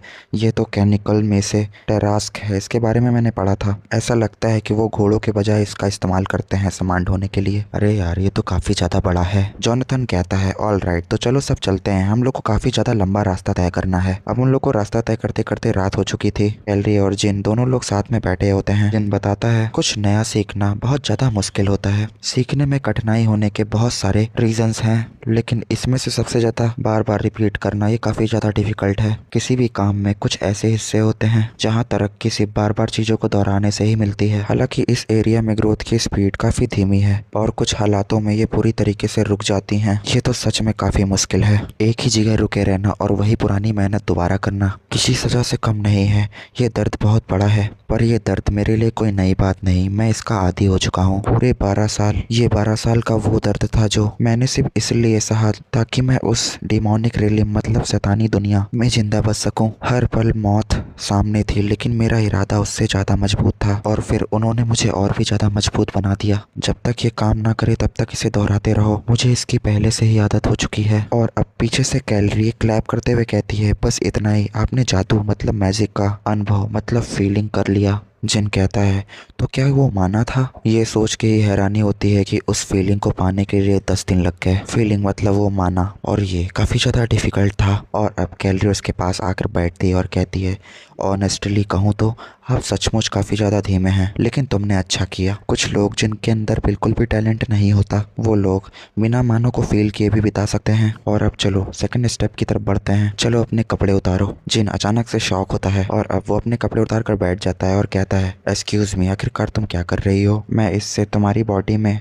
माना इंजेक्ट कर सकती हूँ। जिन, मैं एक रास्ता बना रही हूँ, मैंने इसे बना दिया और अब मैं इसमें माना इंजेक्ट करने जा रही हूँ, तो इसे तुम काफ़ी अच्छी तरीके से फील करना। जिन उसकी बातों का रिप्लाई करता है और कहता है, ठीक है। और अब कैलरी उसके बॉडी में माना को इंजेक्ट करने लगती है और अब जिन की बॉडी से काफ़ी ज़्यादा मात्रा में माना निकलने लगा था। जिन अपने मन ही मन कहता है, ये एहसास तो पहले वाले एहसास से काफ़ी ज़्यादा अलग है। मेरी बॉडी की गहराई में मुझे ऐसा महसूस हो रहा है जैसे कुछ खून से भी गाढ़ा हो और मेरी बॉडी में वो बह रहा है। कैलरी पीछे से पूछती है, कैसा लग रहा है? क्या तुम इसकी पावर को महसूस कर सकते हो? जिन कहता है, हाँ, ऐसा लग रहा है कि मेरी बॉडी में कुछ हो रहा है, मैं इसे फील कर सकता हूँ। कैलरी कहती है, तुमने मैजिक को यूज करने का पहला स्टेप उठा लिया है, या यूँ कहो कि पहला कदम उठा लिया है। मैजिक को यूज करने का बेसिक 3 स्टेप है। पहला, माना को फील करना। दूसरा, माना को अपनी बॉडी में स्टोर करना। और लास्ट में आप मैजिक यूज करते हैं। क्योंकि तुम पहले स्टेज में सफल हो चुके हो, तो हम लोग सेकंड स्टेज की तरफ बढ़ते हैं। मैं तुम्हारा माना कंट्रोल करूंगी और हार्ट तक भेजूंगी। जिन सांस को रोके रहने की सेंसेशन का यूज करो और अपने बॉडी में उस मैजिक को स्टोर करने के लिए एक विजुअल बनाओ। अपने माना को बॉडी में प्रिपेयर करने की तैयारी कर रहा हूँ। कैलरी कहती है तो ठीक है, मैं शुरू करती हूँ। और जब वो सेकेंड स्टेज शुरू करती है तब उसको अचानक से कुछ एनर्जी फील होने लगती है और वो एनर्जी काफी ज्यादा भयानक और डरावनी होती है। कैलरी अपने मन ही मन कहती है और अब ये मत कहना कि ये ओमिनियस एनर्जी है और ये क्या मेरा माना इसमें अब्सॉर्ब्ड हो रहा है। और अब अचानक से वो वुल्फ आ जाता है, कैलरी को वहां से पकड़कर हटा देता है। कैलरी उसको देखती है और कहती है रेड वुल्फ यहाँ पर। रेड वुल्फ उसकी तरफ देखने लगता है। कैलरी अपने मन में कहती है क्या उसे सेंस हो गया कि मैं डेंजर में हूँ, वो मेरी हेल्प करने आया है। जिन उठता है और कहता है कैलरी क्या तुम ठीक हो। कैलरी अपनी मन ही मन कहती है जिन को देखते हुए मैंने जो अभी देखा वो मेंटल वर्ल्ड था उसके अंदर का। ये वो टाइम होता है किसी पर्सन की पावर और नेचुरल स्वभाव शेप लेती है और एक वर्ल्ड के रूप में अपेयर होती है, क्योंकि यह व्यक्ति के जीवन पर निर्भर करता है। हर एक आदमी का मेंटल वर्ल्ड अलग अलग होता है, लेकिन जिन की मेंटल वर्ल्ड में ऐसे ओमिनियस प्रेफरेंस का होना। जिन प्लीज सच सच बताना, क्या तुमने गलती से भी किसी का इंटरनल कोर खाया है। जिन कहता है एक इंटरनल कोर मतलब। कैलरी उसको समझाती है मेरा मतलब है किसी मॉन्स्टर की बॉडी के अंदर पाया जाने वाला क्रिस्टल। जिन कहता है अरे क्या तुम्हारा मतलब मॉन्स्टर एसेंस से है। हाँ मैंने इन्हें खाया है। कैलरी काफी शॉक होती है, उसको पकड़ती है और चिल्लाती है क्या तुमने इंटरनल कोर खा लिया, कब और कैसे, तुमने उसे कितना खाया। जिन कहता है मैंने मॉन्स्टर्स को हंट करते समय ही खाना शुरू कर दिया था, तो लगभग पिछले 10 सालों से मैं इसे लगातार खा रहा हूँ। और अगर तुम कोई इसका नंबर पूछती हो तो शायद हजारों में नहीं 10,000 में मैंने इसको खाया है। और क्यों, क्या कोई प्रॉब्लम है। कैलरी कहती है ऑफ कोर्स यहाँ पर बहुत बड़ी प्रॉब्लम है। अगर कोई ह्यूमन इंटरनल कोर खा लेता है तो वो मर जाते हैं या फिर एक मॉन्स्टर में बदल जाते हैं। कर्मा, इसे रेट्रोवेशन के नाम से भी जाना जाता है। ये डिमोनिक रेलिम में पाए जाने वाली टर्बिल्ड एनर्जी का नाम है, या फिर इसे तुम कहो कि कोई अशांत ऊर्जा का नाम है। दुनिया बदल रही है। अब जो भी इंसान या कोई जिंदा प्राणी इसको अब्सॉर्ब करेगा तो उसके अंदर ऐसी अजीब पावर पैदा होगी जिन्हें पहले कभी नहीं देखा गया। और इन सब का सोर्स है एक मॉन्स्टर कोर, और ये कोई मामूली कोर नहीं है। ये एक ऐसा न्यूक्लियस है जो एक कर्मा से फॉर्म हुआ है, जो कि उस सालों से उसकी बॉडी में जमा हो रहा था। हर एक फाइट, हर एक सनसेस और वो सारी एनर्जी मिलाकर उस कोर को जन्म देती है। कैलरी अपने मन ही मन कहती है ये बात मुझे परेशान कर रही है। The dark priest.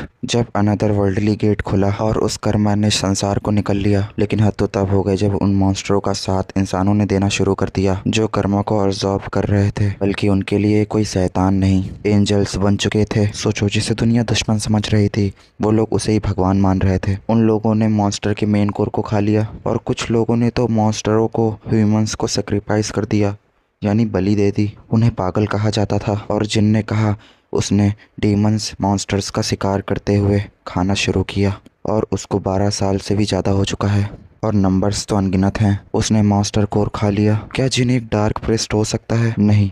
अगर वो डार्क प्रिस्ट होता तो वो मॉन्स्टर के कोर को खाने की बात को स्वीकार नहीं करता।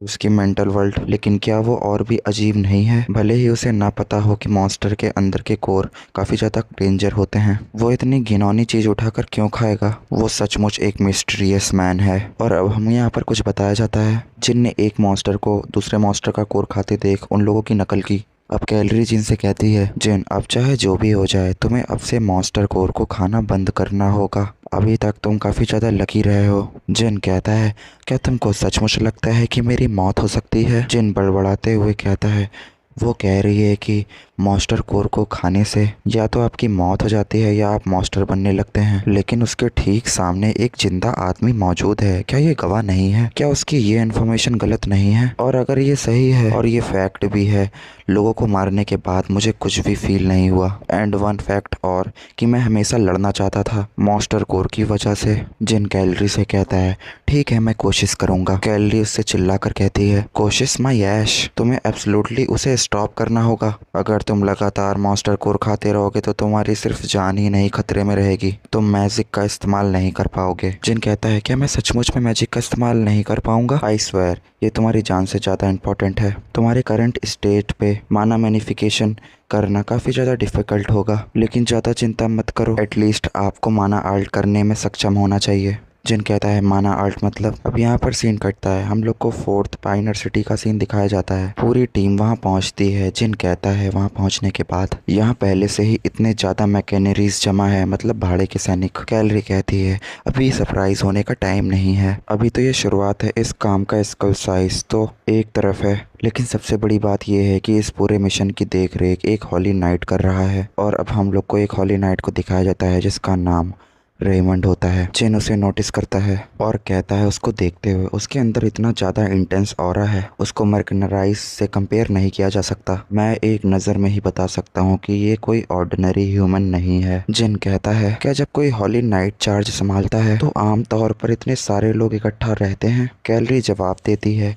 वो इसलिए कि बस गोल्डन बग वुल्फ की तरफ से एक रिक्वेस्ट है। जिन कहता है गोल्डन बग, क्या कोई ये इंसेक्ट टाइप का मॉन्स्टर है? कैलरी कहती है अब ये मत कहना कि तुम गोल्डन बग के बारे में नहीं जानते हो। सच में यार तुम्हें कुछ नहीं पता है, लेकिन तुम हंटिंग करते रहते हो। जॉनथन कहता है द गोल्डन बग एक महान बिजनेसमैन है, एक ऐसा बिजनेसमैन जिसके पास असीम पावर मनी है। उन्हें दुनिया का सबसे बड़ा रिचेस्ट मैन माना जाता है, लेकिन हाल ही में सडनली उनकी मौत हो गई। जिन कहता है अचानक, क्या उसकी हत्या कर दी गई? जॉनथन कहता है ऐसी अफवाहें तो चली रही हैं, लेकिन कुछ भी अभी क्लियर नहीं है। लेकिन अगर गोल्डन बग मर गया है तो फिर यहाँ पर इतने सारे लोग क्यों जमा हुए हैं? जॉनथन कहता है गोल्डन बग के 2 बेटे हैं, क्योंकि उन्हें गोल्डन बग वुल्फ की विरासत मिली है।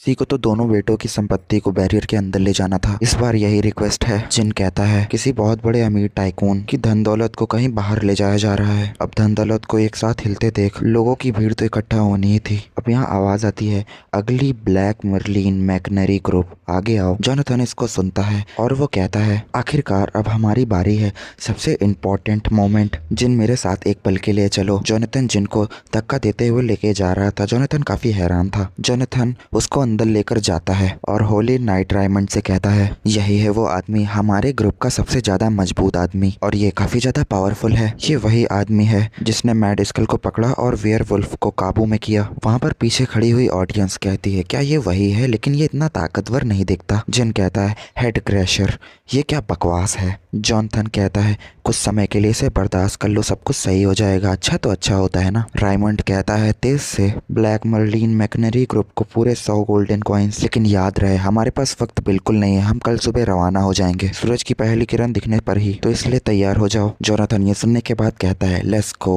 वहीं जिन भी कहता है आखिरकार ये लोग पागल हैं क्या जो सिर्फ लगेज उठाने के 100 गोल्डन कॉइन्स दे रहे हैं। जोनाथन कहता है देखो इस फील्ड का यही उसूल है, आधा पैसा हमारी मेहनत का होता है और बाकी का पैसा हमारे नेम वैल्यू का, हायरिंग फी इसी तरह फिक्स की जाती है। और देखो तो जरा तुम्हारे नाम और हेड क्रैशर की वजह से हम लोग को इतने पैसे दिए गए, वरना कहाँ हम लोग को ये सब मिलता। जिन अभी भी सोच में था और वो कहता है लेकिन यार इसका क्या मतलब है, ये तुम्हारा नेम है, मतलब निक नेम।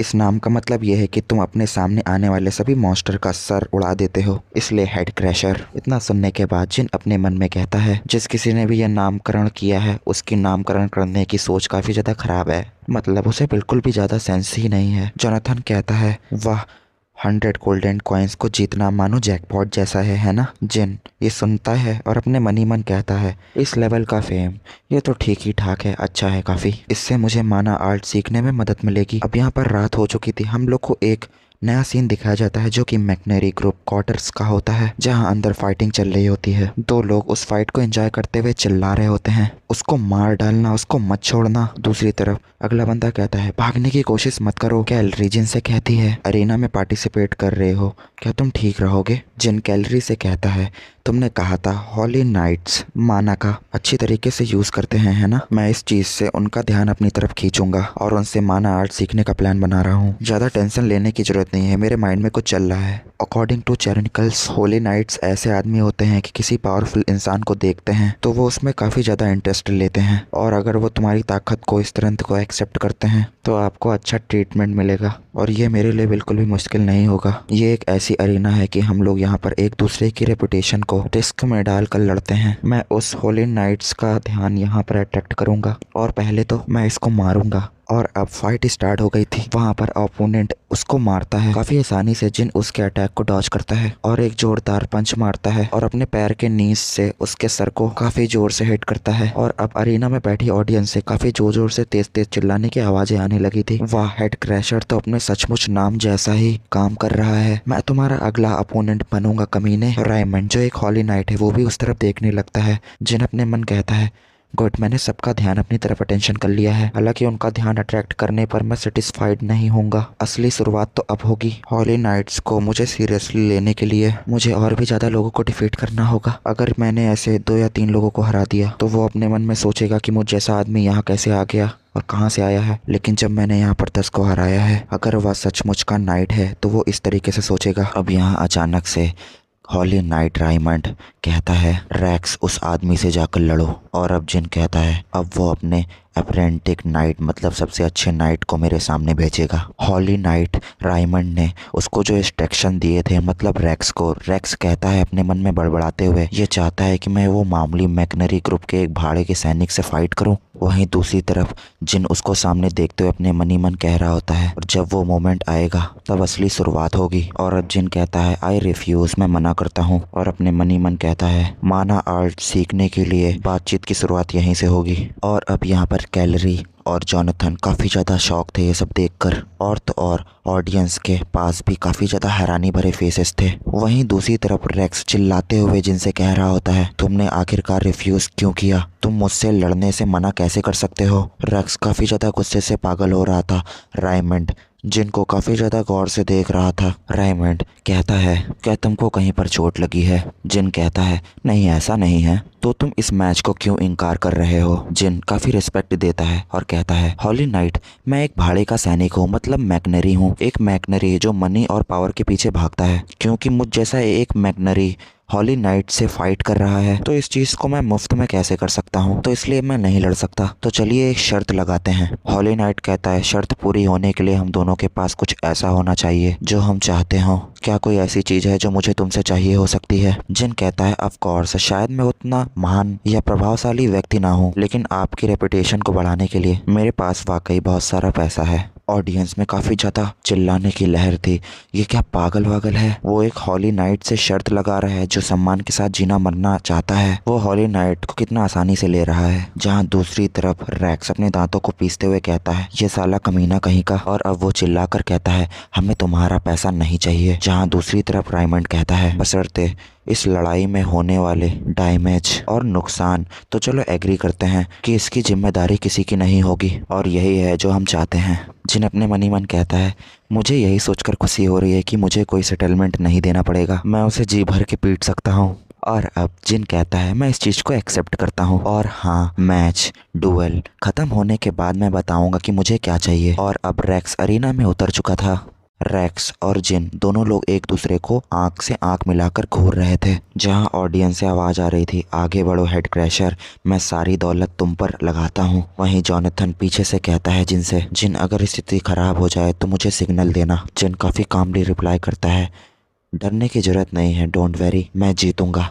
रैक्स कहता है मुझे किस हद तक जाना चाहिए। रायमंड पीछे से कहता है अपना पूरा जोर लगा दो, वो पक्का इजी अपोनेंट नहीं होगा। रैक्स कहता है ठीक है मैं समझ गया। और अब रैक्स के बॉडी से काफ़ी ज़्यादा मात्रा में माना निकलने लगता है। पीछे खड़ी हुई ऑडियंस कहती है क्या ये माना आर्ट है, हॉली नाइट इससे जीत लो। और अब काफ़ी स्पीड से अचानक से पल भर में रैक्स जो कि एक हॉली नाइट है वो जिन के सामने आ जाता है। और जिन अपने मन में तुरंत कहता है इसकी स्पीड उन छोटे मोटे खिलाड़ियों से काफ़ी ज़्यादा अधिक है और इनक्रेडिबल है। और तो और एक रिफाइंड और पावरफुल फोर्स, इस फोर्स से मुझे कहीं हल्का सा झटका लगे तो मैं सचमुच मर सकता हूँ। जिन कहता है अच्छा तो ये तुम्हारी माना आर्ट है, हाँ ये काफ़ी ज़्यादा इंटरेस्टिंग है। और अब रैक्स एक पावरफुल फोर्स से उस पर अटैक करता है। जिन अपने दोनों हाथों से उसके अटैक को ब्लॉक करता है। बट यहाँ पर रैक्स के अटैक में इतनी ज़्यादा पावरफुल फोर्स होती है जिन पीछे घिसते हुए जाता है, काफ़ी दूर जाकर खड़ा होता है। रैक्स कहता है यार तुमने अपना नाम क्या बताया था। तुम्हारा नाम जिन है ना? तुम डिमोनिक रिले मतलब डिमोनिक वर्ल्ड में एक भाड़े के सैनिक हो सकते हो, लेकिन रहोगे तुम एक जंगली जानवर ही। मैं तुम्हें एक हॉली नाइट को नीचा दिखाने का पछतावा कराऊंगा। ये कैसे मुमकिन है? द क्रैशर, जिसके नाम से लोग कांपते हैं, उसको एक अटैक में पीछे ढकेल दिया गया। मुझे लगा था कि ये मैच एक तरफा होगा, पर मुझे क्या पता था कि एक हॉली नाइट की ताकत इतनी ज्यादा होती है। धिक्कार है, इस रफ्तार से तो मैं अपना सारा पैसा खो दूंगा। कैलरी उसकी बातों को सुनती है और कहती है, जिन, जहाँ दूसरी तरफ उनकी फाइट चल रही होती है, एक पे एक पंचेस रैक्स जिन पर अटैक कर रहा था। रैक्स अपने मन ही मन ये देखने के बाद कहता है, ये क्या फीलिंग है? वह आदमी जब उसने दूसरे भाड़े के सैनिकों से लड़ाई की, उसने फाइट को लंबा नहीं खींचा और एक ही वार में उन सबको ढेर कर दिया। लेकिन एक बात नहीं समझ में आ रही, इसकी पावर इतनी ज्यादा है लेकिन इसकी मूवमेंट कितनी ज्यादा एक्सट्रीमली पैसिव है। क्या ऐसा हो सकता है उसके मन में कुछ योजना मतलब प्लानिंग चल रही है, जहाँ सामने रैक्स एक जबरदस्त पावर को कंज्यूम करके एक पंच मारता है और वो पंच काफी दूर से मारता है, लेकिन उसके पंच में माना निकलते हुए आगे की तरफ जाता है। लेकिन जिन उसको अपने हाथों से अचानक से डॉज कर देता है और वहाँ के ऑडियंस में काफी ज्यादा माहौल आ जाता है।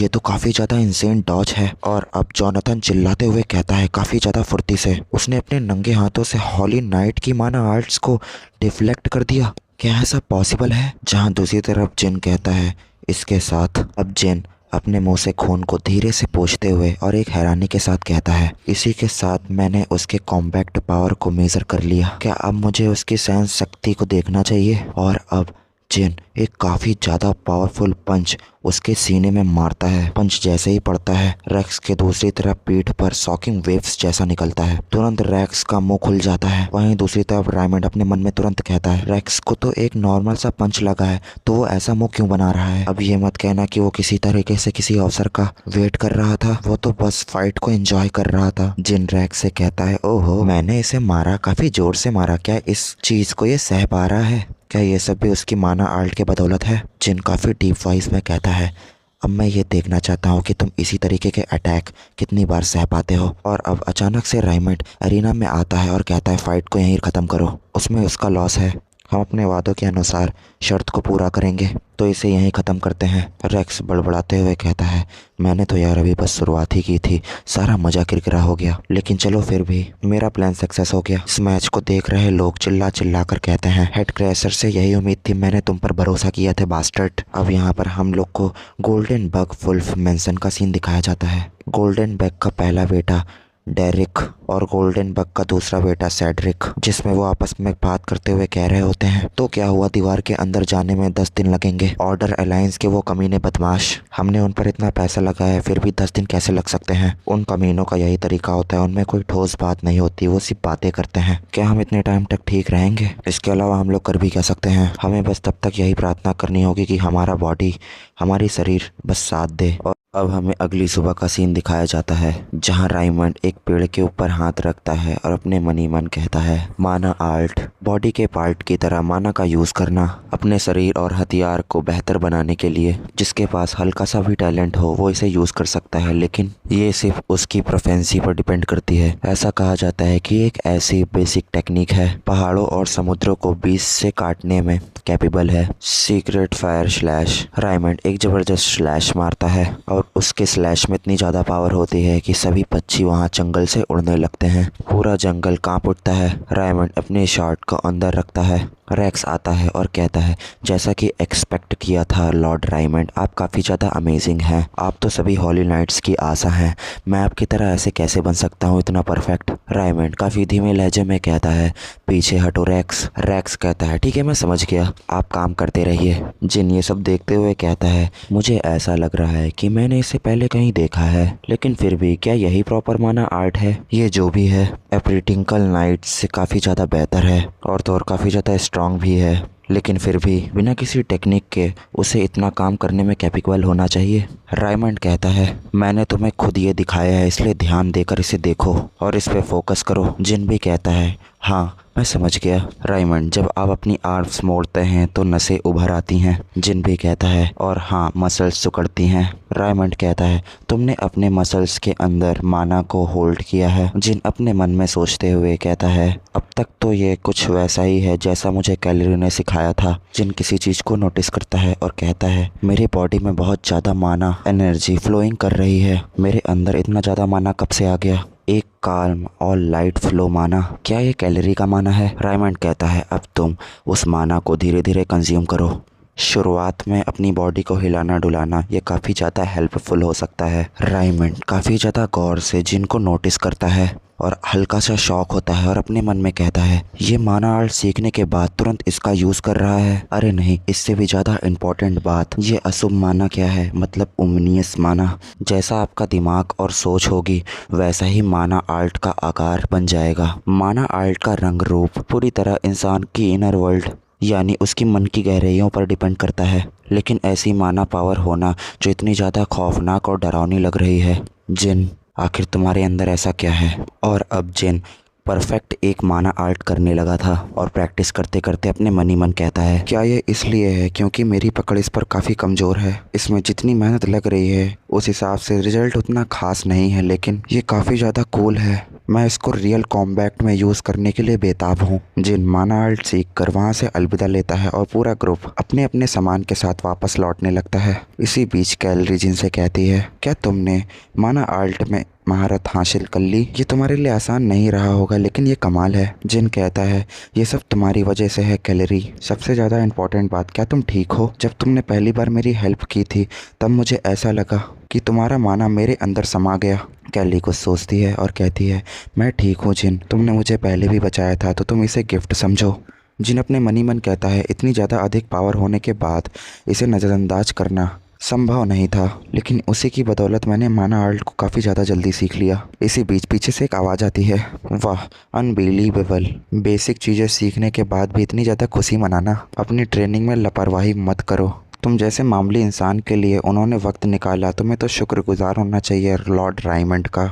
जिन अपने मन में कहता है आखिरकार ये इतनी बकवास क्यों कर रहा है? अरे क्या ये कल की हार को लेकर अभी भी नाराज़ है? बहुत बढ़िया, वैसे भी मैं काफ़ी ज़्यादा ऊब रहा था। मुझे उसके अहंकार को थोड़ा ठेस पहुंचाना चाहिए और उससे झगड़ा शुरू कर देना चाहिए। जिन उसके घोड़े के पीछे हाथ मारता है, घोड़ा बेकाबू होकर आगे भाग जाता है। इसी बीच रायमंड कहता है जिन प्लीज़ बात को समझने की कोशिश करो, मैं उस पर नियंत्रण रखूँगा। जिन बड़बड़ाते हुए कहता है ओह कितनी अफसोस की बात है। और अब काफ़ी ज़्यादा तेज़ से आवाज़ आती है यू इडियट, मुझे काफ़ी ज़्यादा भूख लगी है, जल्दी लेकर आओ। जिन नोटिस करता है और रायमंड से कहता है लगता है वहाँ कुछ चल रहा है। रायमंड कहता है तुमको इसके बारे में चिंता करने की ज़रूरत नहीं है, ये तो मालिकों का वही पुराना तरीका है धौंस जमाने का। जिन कहता है क्या तुम्हारा मतलब गोल्डन बग्स के सन से है? हाँ, गोल्डन बग वुल्फ्स की डेथ के बाद उन्होंने ज़्यादा से ज़्यादा खाना खाने से खुद को नहीं रोका, इसीलिए अगर उनके खाने में ज़रा सी भी देरी हो जाए तो वो इसी तरीके से नखरे दिखाने लगते हैं। इन सबको नोटिस करना और देखना सिरदर्दी है, तो इसलिए इनको नज़रअंदाज करना ही सही तरीका है। जिन अपने मन ही मन बड़बड़ाते हुए कहता है क्या ये थोड़ा सा अजीब नहीं है टेंशन के मारे इतना ज़्यादा खाना खाना? मुझे ये सुनने के बाद इस बारे में मुझे कुछ बुरी फीलिंग आ रही है। जितना ज़्यादा वो खाना गायब होता जाता है उतना ही ज़्यादा ये स्ट्रॉन्गर फील हो रहा है, मानो ऐसा लग रहा है कि कोई मॉन्स्टर फूटने ही वाला है। जिन अचानक से कुछ नोटिस करता है, उनका सामान उठाने वाला टस्करस मतलब वो बहुत बड़ा जाइंट टर्टल जोर से चिल्लाता है। जिन और हॉली नाइट रायमंड पीछे मुड़कर देखते हैं और कहते हैं अचानक से ये क्या हो रहा है? और अब वो टायरास्क जमीन में गिर जाता है। सडनली रायमंड पूछता है आखिर क्या हुआ? टीम के मेंबर्स जवाब देते हुए कहते हैं हमारे क्लाइंट्स को ले जाने वाला टायरास्क अचानक से उत्पात मचाना शुरू कर दिया है। रायमंड ये सुनने के बाद हल्का सा शॉक होता है और अपने मन में कहता है अरे नहीं, गोल्डन बग्स के बेटे।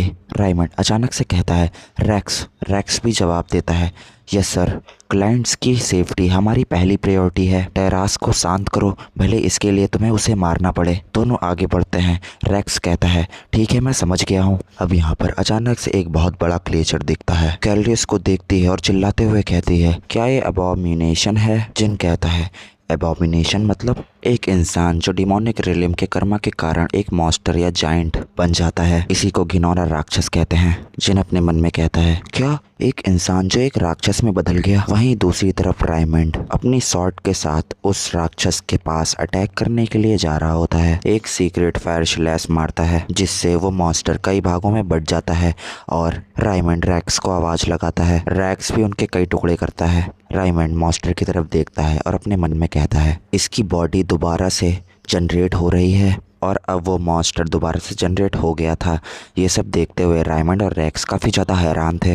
रैक्स कहता है डैम इट, आखिर ये दोबारा जनरेट हो गया। रायमंड ने उस मॉन्स्टर के कई टुकड़े किए थे जहाँ पर रैक्स खड़ा था। मॉन्स्टर रीजनरेट होता है, तभी रैक्स उसके मॉन्स्टर के मुंह में फंस जाता है। उसको बचाने के लिए रायमंड काफी तेजी से चिल्लाते हुए भागता है, रैक्स मैं तुम्हें बचाऊंगा। ये सब देखते हुए जोनाथन, कैलरी, जिन और पूरी स्क्वाड काफी ज्यादा शॉक थी। रायमंड अपने दांतों को पीसने लगता है और कहता है डैम इट, और दोबारा से एक सीक्रेट फायर स्लैश मारता है और आगे बढ़ता है।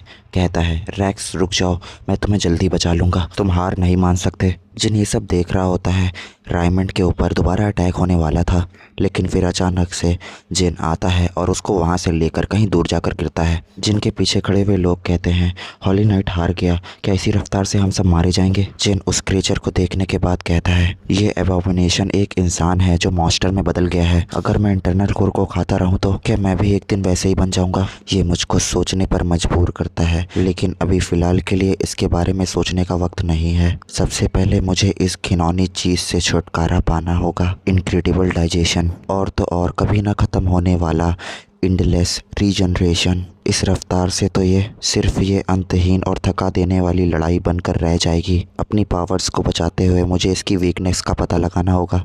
जिन उसके आसपास भी नहीं भटक पा रहा था और अपने दांत को पीस कर रह जाता है, लेकिन फिर अचानक से एक बहुत ज़्यादा रफ्तार में भाला उस मॉन्स्टर को जाकर लगता है। वो भाला जोनाथन ने फेंका था और वो कहता है मैं भी तुम्हारी हेल्प करूंगा जिन। वहीं दूसरी तरफ पीछे से कैलरी भी अपनी बुक को खोलती है और मैजिक करने लगती है। द शॉट बुराई को विफल करेंगे, और अब टीम मेंबर्स के भाले में वो माना ग्लो करने लगता है और अब वो चिल्लाकर कहते हैं मैजिक की वजह से इसका रीजनरेशन धीमा हो रहा है, और अब अलग हुए टुकड़े को रोको, उसे जुड़ने से रोक दो ताकि ये रीजनरेट ना हो पाए, और अब हम लोग को भी इन लोग का साथ देना होगा, अपना योगदान देना होगा। जिन ये सब देखकर खुश होता है, अपने मन में कहता है ये इतना भी बुरा नहीं है, मुझे लगा था कि वो लोग काफी ज्यादा बुरी तरीके से डर जाएंगे। दोबारा से उस क्रीचर को देखता है और कहता है इसकी एनर्जी में भी अभी बदलाव आया है, और अब टीम के लोग चिल्ला चिल्ला कर कहने लगते हैं अरे उस भयानक जीव के कंधे पर काफी ज्यादा चेहरे बने हुए हैं, ये गोल्डन बग के बेटे हैं। और अब वो मॉन्स्टर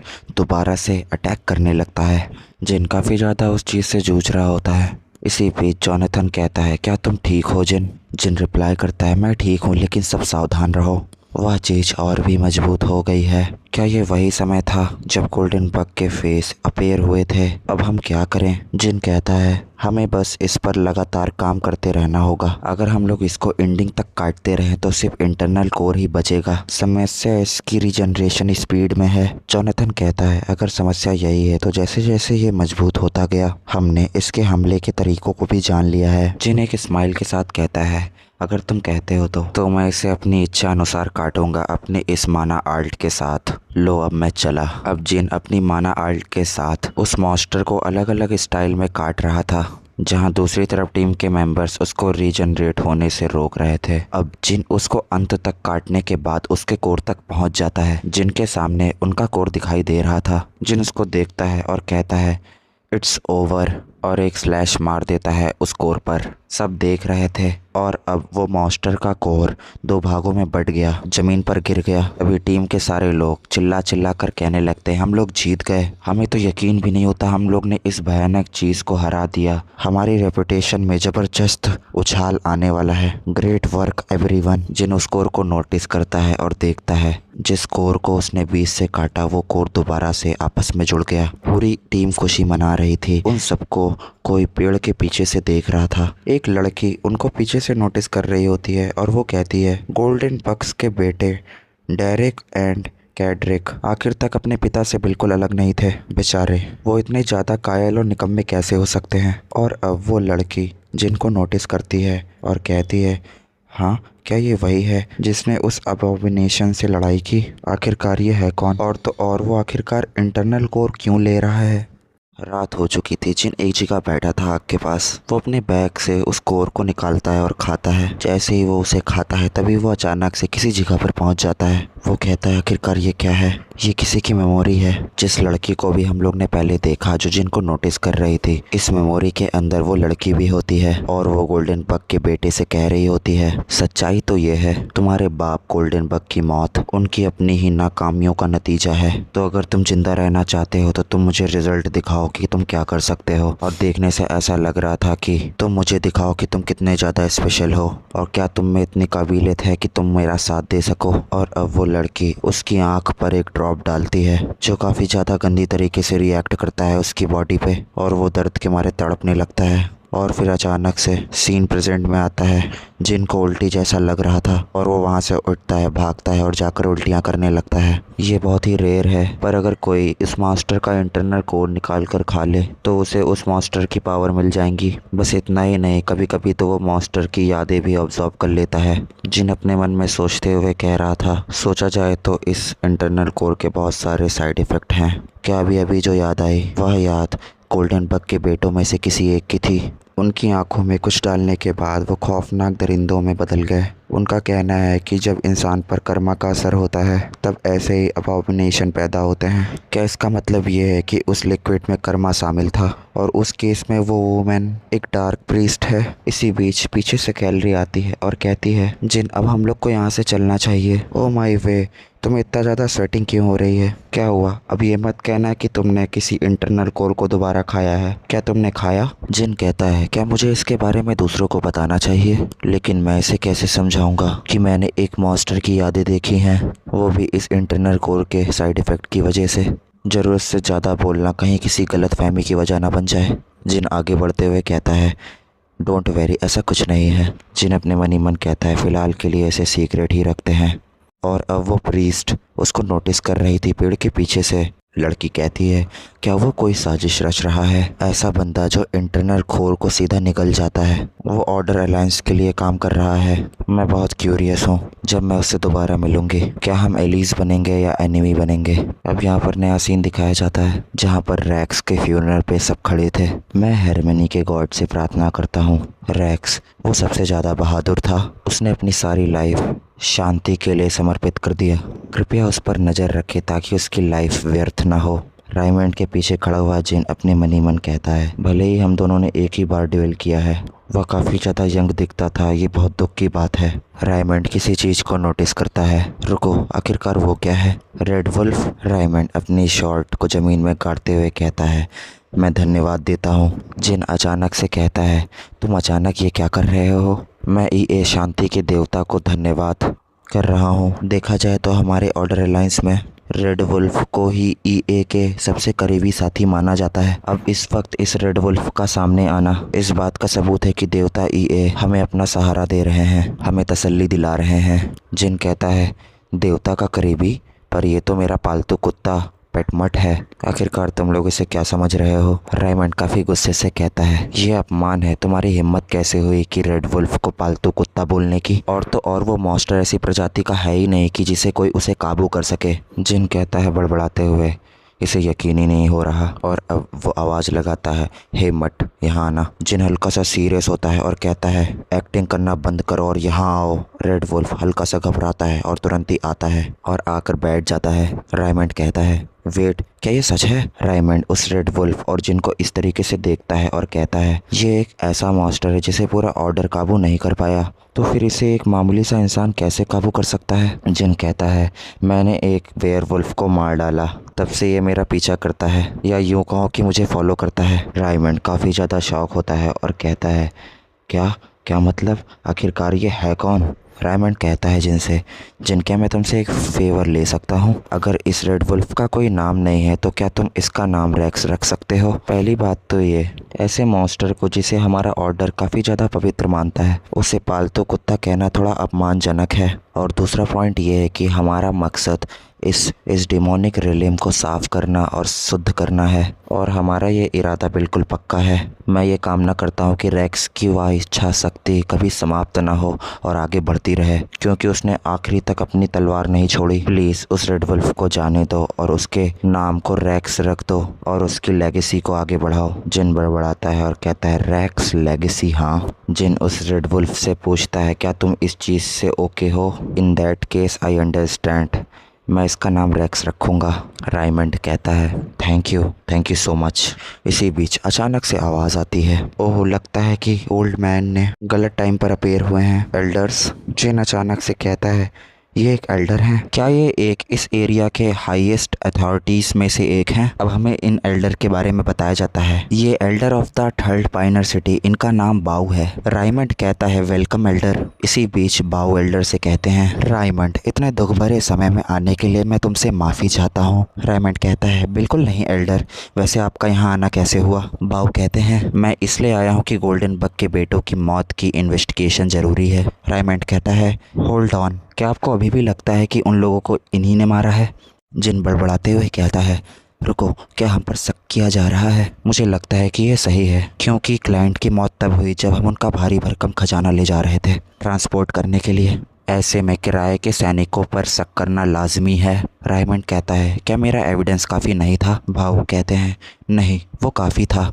बहरहाल रही बात कि वो इतने ज़्यादा भयानक मॉन्स्टर मतलब एबॉमिनेशन कैसे बन गए, अभी तक कुछ भी सामने नहीं आया है। अब अचानक से भाऊ जिन के पास आते हैं और कहते हैं मुझे इस पूरे इंसिडेंट में एक डार्क प्रीस्ट की बदबू आ रही है। जिन, तुम्हारा क्या ख्याल है इस बारे में? जिन अचानक से शॉक होता है और अपने मनी मन कहता है आखिरकार इनको मेरा नाम कैसे पता है? अब ये मत कहना कि ये। इतना सोचने के बाद जिन रुकता है और कहता है क्या तुम मुझ पर डार्क प्रीस्ट होने का शक कर रहे हो? सीन कटता है। हम लोग को थर्ड पाइनर सिटी वरिट्रा अरीना का सीन दिखाया जाता है, जहाँ पर वो एल्डर भाऊ और रायमंड और जिन बाकी सब लोग होते हैं। इसी बीच एल्डर भाऊ कहते हैं जो लोग तुम्हारी तरह स्ट्रांग होते हैं उनका टैलेंट बचपन से ही दिखने लगता है, लेकिन तुम तो एक दिन अचानक पता नहीं कहाँ से आ टपके और आते ही एक के बाद एक बड़े कारनामे तुमने करके दिखा दिए। और तो और तुम किस्मत से इस भयानक राक्षस मतलब अबॉमिनेशन में अचानक से आ गए। क्या तुम्हें नहीं लगता कि ये सब कितना ज़्यादा अजीब है? तुम्हारी नज़र में तुमको ये नहीं लगता? जिन ये सब बातें सुनने के बाद अपने मन में सोचता है क्या इसका मतलब ये नहीं कि अब ये इस एरिया का सबसे बड़ा बॉस बन चुका है? लगता है यहाँ के लोग हर ताकतवर बंदे पर कड़ी नज़र रखते हैं। तो अगर ऐसा है तो जाहिर सी बात है मेरा शक के दायरे में आना लाजमी है, खास करके तब कि असलियत में मैं इस दुनिया से हूँ ही नहीं। लेकिन अब जिन भाव से कहता है इस बात का हमारे और आपके बीच मुकाबले से क्या लेना देना एल्डर, मैं बस इसे समझ नहीं पा रहा। रायमंड कहता है वो सही कह रहा है एल्डर, वैसे भी वो मैसनरी मतलब भाड़े का सैनिक अभी थोड़ी देर पहले ही वो एक जंग से बाहर आया है, इसलिए अभी उसकी बॉडी पूरी तरीके से ठीक और परफेक्ट कंडीशन में नहीं है। अब यहाँ पर जिन हल्का सा बड़बड़ाते हुए कहता है मैं इस बात से एग्री हूँ। वहीं दूसरी तरफ वो बूढ़ा भाऊ एल्डर कहता है तो क्या हुआ? तो क्या तुम ये कहना चाहते हो कि तुम इन्वेस्टिगेशन में मदद नहीं करोगे, या यूँ कहूँ कि कॉपरेट नहीं करोगे? और अब जिन और रायमंड अपने मनी मन कहते हैं इनसे तो बात ही करना बेकार है, ये अपने आगे किसी की सुनी नहीं रहे। और जिन अपने मन में कहता है अब मैं क्या करूँ? मैं सिर्फ इसलिए किसी को पीट नहीं सकता क्योंकि उसे मुझ पर शक है डार्क प्रीस्ट होने का, सिर्फ इस वजह से क्योंकि मैं स्ट्रांग हूँ, और ऊपर से एक बूढ़े आदमी से लड़ना शायद थोड़ा ज़्यादा मुसीबत भरा हो सकता है। एल्डर भाऊ कहते हैं हो लगता है तुम्हारे दिमाग में कुछ ज़्यादा ही चल रहा है। क्या तुम सिर्फ इसलिए परेशान हो क्योंकि मैं बूढ़ा हूँ? मैं तुम्हारी सोच की इज्जत करता हूँ, लेकिन इसकी कोई ज़रूरत नहीं है। वो वजह जिसने मुझे एल्डर की कुर्सी तक पहुँचाया है, मैं सिर्फ और सिर्फ अपने दम पर वहाँ पहुँचा हूँ। जिन अपने मन में कहता है ये कितना ज़्यादा फास्ट है। और अब एल्डर भाऊ अचानक से जिनके पास आते हैं और एक बहुत ज़ोरदार अटैक करते हैं, ग्रेट बेल स्ट्राइक। अटैक में ज़्यादा पावर होती है, जिनके मुंह से खून निकल जाता है और वो काफ़ी ज़्यादा दूर जाकर गिरता है। वहीं दूसरी तरफ खड़ा रायमंड काफ़ी शौक होकर कहता है जिन विक्ट्रा मॉन्क्स ऐसे मार्शल आर्टिस्ट हैं जिनके पास कमाल की इनक्रेडिबल लड़ने की कॉम्बैक्ट स्ट्रेंथ होती है, और एल्डर इन सबसे ज़्यादा ताकतवर हैं। तुम्हें एक सेकंड के लिए भी अपनी होशियारी कम नहीं करनी चाहिए। वहीं दूसरी तरफ एल्डर भाऊ कहते हैं हो रायमंड क्या क्या तुम थोड़ी तरफदारी नहीं कर रहे हो? अगर तुम इसी तरीके से उसकी साइड लेते रहे तो ये बूढ़ा आदमी शायद वो जलन में आकर अपनी ताकत का कंट्रोल खो दे और अब दोबारा से एल्डर भाऊ जिन पर अटैक करते हैं उनके अटैक को जिन डॉज करता है। एल्डर भाऊ हल्के से सदमे में पहुंचते हैं और कहते हैं ओहो। वहीं दूसरी तरफ जिन अपने मनी मन कहता है उसने ब्लेड को अपने नंगे हाथों से पकड़ लिया। वो बहुत दर्दनाक था। उसने ठीक उसी जगह मारा जहां एबॉमिनेशन ने मारा। जिनको सोचता है और कहता है नो वेट अ सेकेंड, क्या मेरा शरीर पूरी तरीके से ठीक हो गया है? वो सारी चोटें जो मुझे एबॉमिनेशन से लगी थी उनकी वजह से मुझे कम से कम 2 हफ्ते तक बिस्तर पे पड़े रहना चाहिए था। और तो और यहाँ तक कि जो अभी हमला हुआ था उसका भी नुकसान धीरे धीरे ठीक हो रहा है। कहीं ऐसा तो नहीं उस मॉन्स्टर के कोर खाने से उस एबॉमिनेशन की रीजनरेशन टेक्निक मिल चुकी है। ये तो एक जैकपॉट है। और अब भाऊ एल्डर जिनसे फाइट करते करते कहते हैं क्या तुम इसे जंग में जख्मी होना कहते हो? तुम्हें अच्छे से पता होना चाहिए कि एक बूढ़े आदमी का खून कैसे खौलाना है। मेरा मन तो है कि मैं इसके साथ थोड़ा और मुकाबला करूं, लेकिन मैं अब बच्चों जैसी हरकतें नहीं कर सकता। भाव अपने मन में कहते हैं अब जब मैंने तुम्हारी सुनी हुई ताकतों का सच पा लिया है तो अब अगले कदम पर बढ़ने का वक्त आ गया है, नेमली। और अब मैं अपनी मन की आंख का इस्तेमाल करूंगा। खुद को खाली करना ही खुद के साथ एक होने का एक सही रास्ता है। मैंने अपनी दोनों आंखों की कुर्बानी दी ताकि मेरी तीसरी आंख मतलब मन की आंख खुल सके। ये दिल की एक ऐसी आंख है जो सीधा मन की गहराई तक को देख लेती है और यहाँ तक कि आत्मा की गहराई तक भी। और अब तुम मुझे दिखाओ जिन कि क्या तुम एक डार्क प्रीस्ट हो, एक उभरती हुई न्यू रोशनी। और अब एल्डर भाव जिनकी आत्मा के अंदर झांक रहा था उनको वही सब चीजें दिख रही थी जो कैलरी को दिखी थी। अब यहाँ पर एल्डर भाव जिनके अंदर शैतानी ताकतों को कहता है दूर हो जाओ तुम दरिंदों, पीछे हटो। जिनके अंदर झांकते हुए वो कुछ देखते हैं और अपने मन में कहते हैं हे भगवान ये क्या है? एल्डर भाव के सामने जिनकी मानसिक दुनिया थी मतलब जिन्स मेंटर वर्ल्ड। सीन दोबारा से प्रेजेंट में आता है। जिन एल्डर भाव के कंधे पर हाथ रखता है और कहता है क्या आप ठीक हैं एल्डर? अब यहाँ पर हमें बताया जाता है भाव जिनके माना को सेंस ही नहीं कर पाए। भाव को काफी ज्यादा पसीना आ रहा था और वो अपने मनी मन कहते हैं एक ऐसा भयानक मेंटल वर्ल्ड जो काफी बुरा ही नहीं काफी ज्यादा डरावना है। मैंने पहली बार ऐसा कुछ देखा है। फिर भी उसकी मेंटल वर्ल्ड पूरी तरीके से तबाह नहीं हुई है, तो इसका मतलब ये है कि ये कोई डार्क प्रीस्ट नहीं है। अगर ऐसा है तो अब अचानक से एल्डर भाव जिनके सामने हाथ जोड़ लेते हैं। जिन ये देखकर काफी ज्यादा हैरान था। मैं माफी मांगता हूँ जिन, इस बूढ़े को उसकी बदतमीजी के लिए माफ कर दो। ये चेक करना काफी ज्यादा जरूरी था कि तुम डार्क प्रीस्ट हो या नहीं। इसी बीच काफी हैरानी से जिन कहता है आखिरकार ये अचानक क्या हो रहा है? अब अचानक से पीछे का दरवाजा खुलता है। वहाँ पर कोई खड़ा रहता है और वो कहता है ऐसा इसलिए कि मैं तुम्हें एक डार्क प्रीस्ट से जुड़े हुए मिशन सौंपना चाहती हूँ। जिन कहता है तुम कौन हो? आपसे मिलकर खुशी हुई। मेरा नाम सिंडी है, मैं गोल्डन बक्स की छोटी बेटी हूँ। अब सीन कटता है सिंडी और भाऊ जिनको कहीं लेकर जाते हैं। ऐसे भयानक जीव पहली बार नहीं अपेयर हुआ है। हाल ही में थर्ड पाइनर सिटी के बीचों बीच से बहुत से लोग उस भयानक अबॉमिनेशन में बदलते जा रहे हैं। यहाँ तक कि आसपास के जंगल भी काफी तेजी से डिमोनिक रिलिम में बदलते जा रहे हैं। वहीं दूसरी तरफ जिन उसकी बात सुनने के बाद अपने मनी मन कह रहा होता है यहाँ पर ये सब करप्ट होता जा रहा है। वहीं भाव कहते हैं हम पहुँच गए। जिन सामने देखता है तो कहता है तो ये है। और अब हम लोग को एक रेफ्ट कोर दिखाया जाता है, एक ऐसी चीज जो डिमोनिक रिलिम को फैलाती है। जिन जगहों पर यह रिफ्ट कोर दिखता है वो धीरे धीरे पूरी तरीके से डिमोनिक रिलिम में बदलने लगती है। जहां रिफ्ट कोर के सामने कुछ लोग प्रे कर रहे होते हैं हम पर तरस खाइए और अपना रहम बरसाइए, हम अपनी दुआ पेश करते हैं। ये सब देखने के बाद जिन अपने मनी मन कह रहा होता है रिफ्ट कोर को साफ करना कोई आसान काम नहीं लग रहा, लेकिन क्या कर्मा की शक्ति कमजोर नहीं हो जानी चाहिए? जैसे जैसे हम नॉर्थर्न एम्पायर से दूर जाते हैं सिंडी जिनकी बात सुनने के बाद कहती है हाँ तुम सही हो। जिन कहता है तो फिर अगर ये सब हो रहा है तो इसका मतलब? सिंडी कहती है हाँ इसका मतलब है कि इसके पीछे किसी का हाथ है, एक डार्क प्रीस्ट। अगर एबॉमिनेशन और रिफ्ट कोर की शाखाएं इसी रफ्तार से बढ़ती रही वो थर्ड पाइनर सिटी जिसे हमने काफी मेहनत से बनाया था अब एक बड़े खतरे का सामना करेगी। एल्डर भाव भी कहते हैं और सबसे बुरे हालात में हम पूरे शहर को खो सकते हैं। इसी वजह से हमने काफी ज्यादा बारीकी से डार्क प्रीस्ट का ठिकाना ढूंढने की कोशिश की और आखिरकार हमने उनके बेस की सस्पेक्टेड जगह को ढूंढ लिया। तो अब जैसा कि मैंने कहा क्या तुम 2 हफ्ते बाद होने वाले खात्मे के मिशन मतलब एक्सटर्मिनेशन ऑपरेशन में हमारा साथ दोगे? सिंडी कहती है हम तुम्हें इस काम के लिए सबसे ज्यादा पैसे देंगे। जिन अपने मन में कहता है तो ये वजह थी वो लोग मुझे काम पर रखना चाहते थे। थर्ड पाइनर सिटी के एल्डर भाऊ और सिंडी जो गोल्डन बक्स की आखिरी निशानी है, इतने बड़े बिग शॉट्स की तरफ से एक रिक्वेस्ट आई है। क्या लोगों ने आखिरकार मेरी काबिलियत को मान लिया? सीन कटता है, हम लोग को नया सीन दिखाया जाता है, पूरा ग्रुप निकल पड़ता है जहाँ कैलरी कह रही होती है, उफ तुम इसके बारे में बात ही मत करो, तुम्हें पता है कि मैं कितनी ज्यादा फिक्र कर रही थी। अगर तुम्हें एक डार्क प्रीस्ट की जगह फंसाया गया तो मौत पक्की थी। मैंने सुना है कि वो बहुत बुरी तरीके से टॉर्चर भी करते हैं, जिनके मन में तुरंत उल्टे ख्याल चलने लगते हैं। क्या वो मुझे इस तरीके से टॉर्चर करते हैं? इसी बीच कैलरी कहती है आखिरकार हम पहुंच गए। जिन कहता है तो यही है दीवारों के पीछे बसा शहर, वॉल सिटी यॉर्गिस।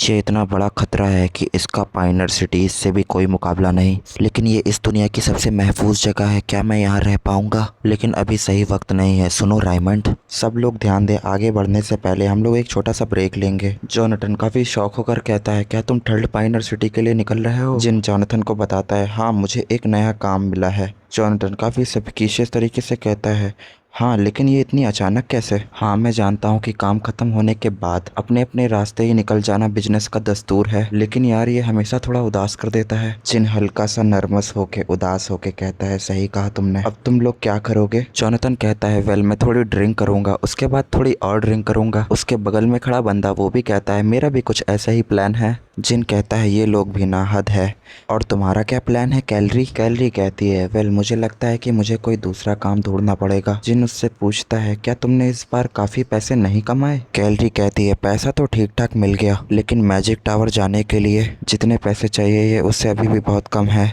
मैं खुद को एक मेज कहती तो हूँ, लेकिन आखिर में मैंने बस आम जानकारी ही इकट्ठा की है बस, इसलिए मेरी स्किल मुश्किल से बिगनर लेवल से थोड़ी ऊपर है। खैर ऐसा तो नहीं है कि मुझे अभी गुजारा करने में कोई दिक्कत हो रही है, इसलिए मैं मैजिक टावर जाने के लिए पैसे जोड़ रही हूँ। वहाँ तुम बड़े लेवल का मैजिक सीख सकते हो। जिन बड़बड़ाता है क्या मैजिक टावर किसी जादुई यूनिवर्सिटी की तरह है? सिर्फ पढ़ाई करने के लिए ये पैसे कमा रही है, ये वाकई काबिल तारीफ है। जिन कुछ सोचता है और अपने बैग में हाथ डालता है और कुछ निकालने लगता है और कैलरी को एक पोटली देने लगता है और कहता है क्या इतना काफी होगा?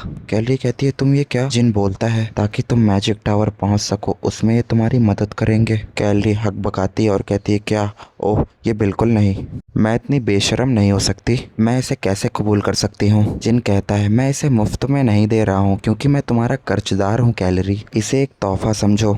जोनाथन ये देखकर काफी शौक था, अपने सर को पकड़कर कहता है इतनी बड़ी रकम? कैलरी कहती है फिर भी मेरे लिए, लेकिन जिन उसकी एक नहीं सुनता और उसके हाथ में सोने के सिक्के से भरी पोटली को पकड़ा देता है और कहता है मैं तुमसे फिर मिलूंगा। कैलरी काफी ज्यादा उदास हो जाती है और जब जिन जाने लगता है तो अपने हाथों से उसके कपड़े को पकड़ लेती है और कहती है थैंक यू जिन, मैं तुम्हारा ये एहसान जरूर चुकाऊंगी। जिन वहाँ से जाने लगता है और कहता है सभी लोग अपना ध्यान रखना, तो मैं चलता हूँ। सभी काफी ज्यादा उदास थे और सब लोग बाय करने लगते हैं। रेमंड मड डॉग मतलब रैक्स को नोटिस करता है, इनसे कहता है रैक्स का भी ध्यान रखना। सीन कटता है, हम लोग को एक नया सीन दिखाया जाता है जहाँ सिंडी और भाव को जिन नोटिस करता है। सिंडी कह रही होती है आपने तो कहा था कि कुछ नहीं होगा, लेकिन आपको इस तरह यहाँ बाहर देखकर लगता है कि आप परेशान हो, है ना? एल्डर भाव कहते हैं तुम किस बारे में बात कर रही हो? आपका क्या मतलब है? मैं उस मैकनरी मतलब बाड़े के सैनिक की बात कर रही हूँ।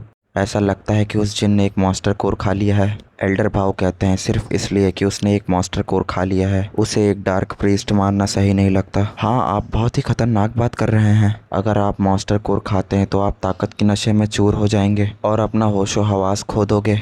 क्या ये एक आम बात नहीं है? एल्डर नहीं मास्टर, मुझे सब कुछ सच सच बताइए। क्या आपको अब भी ये उम्मीद है कि उस इंसान के अंदर इंसानियत बची है और इसीलिए आप जिनको बचा रहे हैं? एल्डर भाव कहते हैं मैं वाकई में वो बात नहीं करना चाहता। सिंडी कहती है मैं माफ़ी चाहती हूँ अगर मैंने बदतमीजी की हो तो, लेकिन इस बात को ध्यान में रखिएगा, लेकिन मैं अभी के लिए इसे राज़ी रखूँगी, लेकिन जिन ने अगर कुछ भी गलत किया मैं उसे डार्क प्रीस्ट के तौर पर फंसा दूंगी। अगर ऐसा हुआ तो आप जिसने जिनको रिकमेंडेड किया था एल्डर आप भी सुरक्षित नहीं रहेंगे। और वो वहाँ से चली जाती है। इतना कहकर एल्डर भाऊ अपने मन में कहते हैं फिक्र मत करो, ऐसा कुछ नहीं होगा। जिन ने पहले से ही काफ़ी सारे मॉन्स्टर कोर्स खा लिए हैं और वो इतना ज़्यादा ताकतवर बन गया है कि कोई सोच भी नहीं सकता। इतनी मुश्किल के बाद भी उसने हार नहीं मानी और वो पागल नहीं हुआ और वो अभी भी दिमाग से मजबूत सबूत एक इंसान की तरह है। इसके बावजूद भी उसका दिमागी संतुलन मतलब मेंटल वर्ल्ड नहीं बदला। ये इस बात का सबूत है कि कोई भी इंसान अपनी इंसानियत को बरकरार रख सकता है।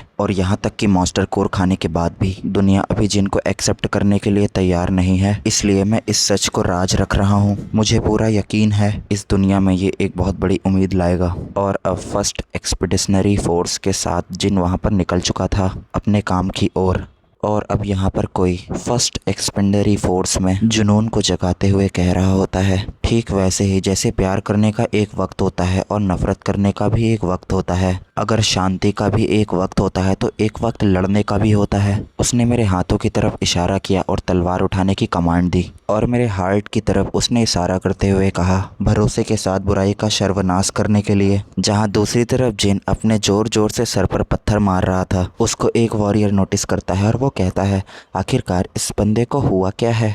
जहाँ दूसरी तरफ जिन कह रहा होता है 596, 597, 600, और अपने मन में सोचते हुए कहता है, एक स्पेशल एबिलिटी जो मैंने मॉन्स्टर कोर बहुत सारे खाने के बाद हासिल की। एक मामूली खरोच को ठीक करने में लगभग 10 मिनट लगे, और वो फ्रैक्चर जो मुझे एबॉमिनेशन से मिला था वो 2 दिन में ठीक हो गया। तो फिर अगर मेरा हाथ कट जाए तो उसे 1 महीने के अंदर दोबारा रीजनरेट करना मुमकिन होगा। इसी वजह से मैं मॉन्स्टर कोर खाता हूँ, और अब मैं इसे अभी इसी वक्त एक्चुअल कॉम्बैट में देखना चाहता हूँ। और इसी बीच जिनके पास कोई आता है और कहता है, मैंने सुना है तुम्हारा निकनेम हेड क्रैशर है, तो क्या यार वो निकनेम तुम्हारा खुद का ही सर फोड़ने के बारे में था। जिन उससे तुरंत माफ़ी मांगता है और कहता है, मुझे माफ़ करना अगर मैंने तुम्हें डरा दिया हो, मुझे कुछ ट्राई करना था तो मैं इसलिए ये कर रहा था। और अब हमें उस आदमी के बारे में बताया जाता है, ये एक्सपेडिशनरी फोर्स का सुप्रीम कमांडर है, ऑर्डर ऑफ हार्मनी रोलन, और इसका नाम रोलन है।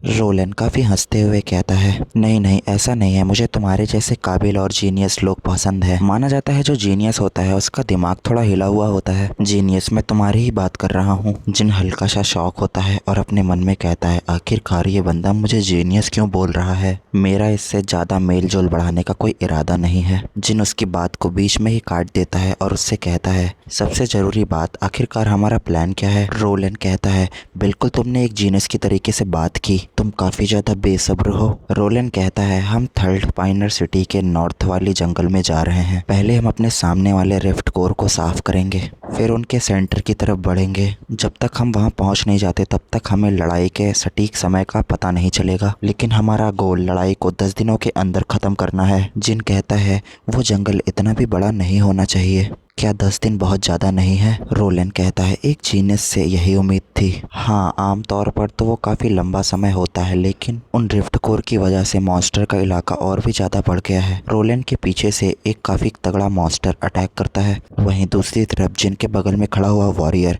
काफ़ी तेज़ से चिल्लाता है कि कमांडर, लेकिन शायद से रोलन को पहले ही पता था कि उसके पीछे से मॉन्स्टर अटैक कर रहा है, और वो काफ़ी फुर्ती से अपनी तलवार को निकालता है और उस मॉन्स्टर को बीच से फाड़ कर रख देता है, और बहुत ही कामली कहता है, वो जो अक्सर डिमोनिक रिल्म की गहराई में रहते हैं वो अब धूप में बाहर निकल रहे हैं।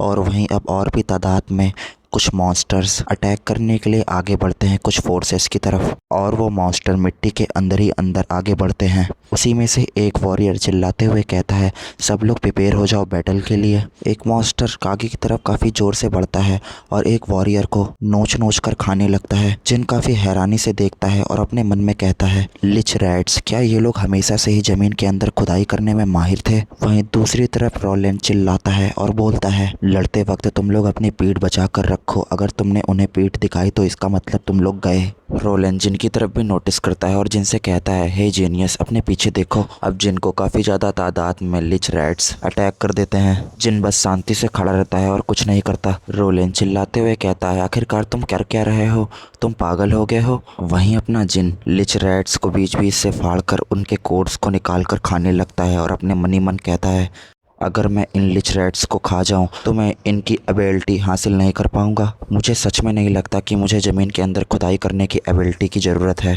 ये एक प्रॉब्लम है। वो मॉन्स्टर जो ठीक मेरी आंखों के सामने है, मुझे तो सिर्फ ये मॉन्स्टर कोर की तरह दिख रहे हैं। ये तब होता है जब एक मॉन्स्टर कोर को खाया जाता है, इसकी संभावना कम होती है उस मॉन्स्टर की स्किल हासिल करने की। यही वो असली राज है कि कैसे मैं डिमोनिक रिले में 12 साल तक जिंदा बच गया, इतने सारे मॉन्स्टर कोर खाने के बाद जिनका पेट भरने लगता है। और वो कहता है, मुझे लगता है कि अब तक मैं 40 कोर खा चुका हूँ। क्या अब तक मुझे खुदाई की काबिलियत मतलब एबिलिटी नहीं मिल जानी चाहिए? और अब बहुत सारे लिच रैट्स। तभी एक वॉरियर आकर कहता है, हे मैसनरी, क्या तुम ठीक हो? जिन उससे चिल्लाकर कहता है, ये तुम क्या कर रहे हो? मैं यहाँ पर ठीक हूँ, तुम लोग अपनी तैयारी बनाए रखो। फिर अपने मन में सोचता है, ये क्या मैं इस तरीके से छिपकर मॉन्स्टर कोर नहीं खा सकता? और अब एक वॉरियर उसको बाहर की तरफ खींचते हुए कहता है, डोंट वरी, हम लोग ठीक हैं। हम लोग इसलिए ठीक है क्योंकि हॉली क्वायर का परफॉर्मेंस स्टार्ट हो गया है। इस परफॉर्मेंस से हमारे अंदर ताकत बढ़ती ही जा रही है। ये सब देखने के बाद जिन अपने मन में सोचता है, सैनिकों का स्टैमिना और डिफेंस काफ़ी ज़्यादा आगे बढ़ गया है। क्या इन्हें इन हॉली सॉन्ग से बफ्स मिल रहे हैं? अरे नहीं, ज़्यादा ज़रूरी बात तो ये है, वो रोलन, मुझे लगा था कि ये स्वॉर्ड्समैन है। क्या वो एक सच में सपोर्टर है? एक्सपेंडिशनरी फोर्स काफ़ी तेज़ी से चिल्लाते हुए कहती है, सारे सैनिकों, अब जवाबी हमला करने का वक्त आ गया है। लिच रैट से लड़ते लड़ते रात हो चुकी थी। हम तुम्हारी परफॉर्मेंस को रिकॉर्ड करेंगे। आज की लड़ाई ने जिसने भी हिस्सा लिया है वो यहाँ पर इकट्ठा हो जाओ। जो रिजल्ट रिकॉर्ड होंगे उसी के हिसाब से आपको रिवॉर्ड मिलेगा, इसलिए प्लीज़ कोऑपरेट करें। जहाँ दूसरी तरफ जिनको कुछ लोग नोटिस कर रहे होते हैं और आपस में बात करते हैं, सच में यार वो बंदा तो मुझे समझ ही में नहीं आ रहा है। पत्थर से अपना सर फोड़ लेना और मॉन्स्टर के बीच घुस जाना। और अब वो मिट्टी खोद रहा है। जिन कहता है, धत्तरी की, क्या मुझे ये एबिलिटी मिली नहीं? इनहेरिटेंस मतलब किसी की खूबी को हासिल करने के लिए किस्मत की जरूरत होती है। रोलन आता है और पूछता है जिन से, क्या तुम्हारी तबीयत ठीक है? जिन कहता है, आह रोलान, मुझे माफ़ करना अगर मैंने तुम्हें पहले डरा दिया हो। रोलन कहता है, अरे बिल्कुल नहीं यार, तुम्हारी आज की फाइटिंग काफ़ी ज़्यादा इम्प्रेसिव थी। सच कहूँ तो जब तुम सीधे उन मॉन्स्टर के झुंड में कूदे तो यार मुझे लगा था कि तुम मर जाओगे, लेकिन आखिर में तुमने अपने रिजल्ट से खुद को साबित कर ही दिया। मैंने सुना है कि तुमने अकेले ही 267 लिच रैट्स का शिकार किया, यहाँ तक कि होली नाइट भी 100 या 200 तक ही पहुँच पाए थे। मुझे लगता है कि जीनियस वाकई में सबसे अलग होते हैं ना? रोलन की इतनी बात सुनने के बाद जिन अपने मन ही मन कहता है, काहे का खाक जीनियस, अगर मैंने मॉन्स्टर खोर खाने के बजाय अपना सारा ध्यान लड़ाई पर लगाया होता तो शायद तुम लोग की ज़रूरत ही ना पड़ती। जिन कहता है, वैसे रोलन, क्या तुम सपोर्ट फोर्स का हिस्सा थे? रोलन काफ़ी हक भगाते हुए कहता है, क्यों क्यों तुम ये पूछ रहे हो? इसके बारे में ही आखिर क्यों? क्या तुम सपोर्टर्स को नीचा दिखा रहे हो? जिन उसको समझाते हुए कहता है, मुझे तो लगा था कि तुम उन लोगों में से हो जिन्हें सिर्फ रॉ पावर मतलब सिर्फ ताकत में ही इंटरेस्ट है। तो मैं बस थोड़ा सा हैरान था क्योंकि मैंने उम्मीद जो किया था वो ऐसा नहीं था। रोलन अपना गला साफ करते हुए कहता है, खैर तुमने तो मुझे पूरी तरीके से पहचान लिया, तुमने तो मेरी असलियत ही पकड़ ली। रोलन हल्का सैड होता है और जिन से कहता है, मेरे दिल में मैं एक ऐसा आदमी हूँ जो तलवार चलाना चाहता है। जिन उसको समझाते हुए कहता है, तो क्या तुम्हें तलवार नहीं चलानी चाहिए? जिन तुम कह तो ठीक रहे हो, लेकिन बात यह है कि ऑर्डर अलायंस के लड़ने की वजह शांति है। बेहिसाब लोगों ने अपने घर खो दिए और डिमोनिक रेलियम राक्षसी दुनिया की वजह से मल रहे हैं। और ऐसी दुनिया में मैंने ऐसा रोल चुना जहां मैं सबसे ज़्यादा मदद कर सकता हूं। और वैसे भी मेरी तलवारबाजी थोड़ी ही बेहतर है, लेकिन मेरी म्यूज़िकल स्किल टॉप टायर मानी जाती है, यहाँ तक कि ऑर्डर अलायंस के अंदर भी। उसकी इतनी सारी बातें सुनने के बाद जिन अपने मन ही मन बड़बड़ाता है, जब ये जीनियस हो, बचपन से ही टैलेंटेड होते हैं, इस तरीके की बातें कर रहा था और इन सब के बारे में बक रहा था, तो मुझे लगा था कि ये बहुत ज़्यादा पकाऊ बंदा है। लेकिन रोलन तो मेरी सोच से भी ज़्यादा सुलझा हुआ और अच्छा बंदा निकला। और अब जिन और रोलन के बीच बनने लगी थी, वो लोग रात में आपस में बात करते हुए सो जाते हैं। क्या रोलन, तुम अपनी मुझे कभी परफॉर्मेंस दिखा सकते हो? रोलन कहता है हंसते हुए, हाँ हाँ यार बिल्कुल, क्यों नहीं। इसके बाद हम लोग को एक हफ्ते बाद मतलब 1 वीक लेटर का सीन दिखाया जाता है, जहां रोलन एक तंबू के अंदर सबको समझाते हुए कह रहा होता है, बहुत सारे रिफ्ट कोर को तबाह करते हुए डिमोनिक रेलियम की तरफ बढ़ना कोबोल्ड्स और यहाँ तक कि बड़े कानों वाले मॉन्स्टर।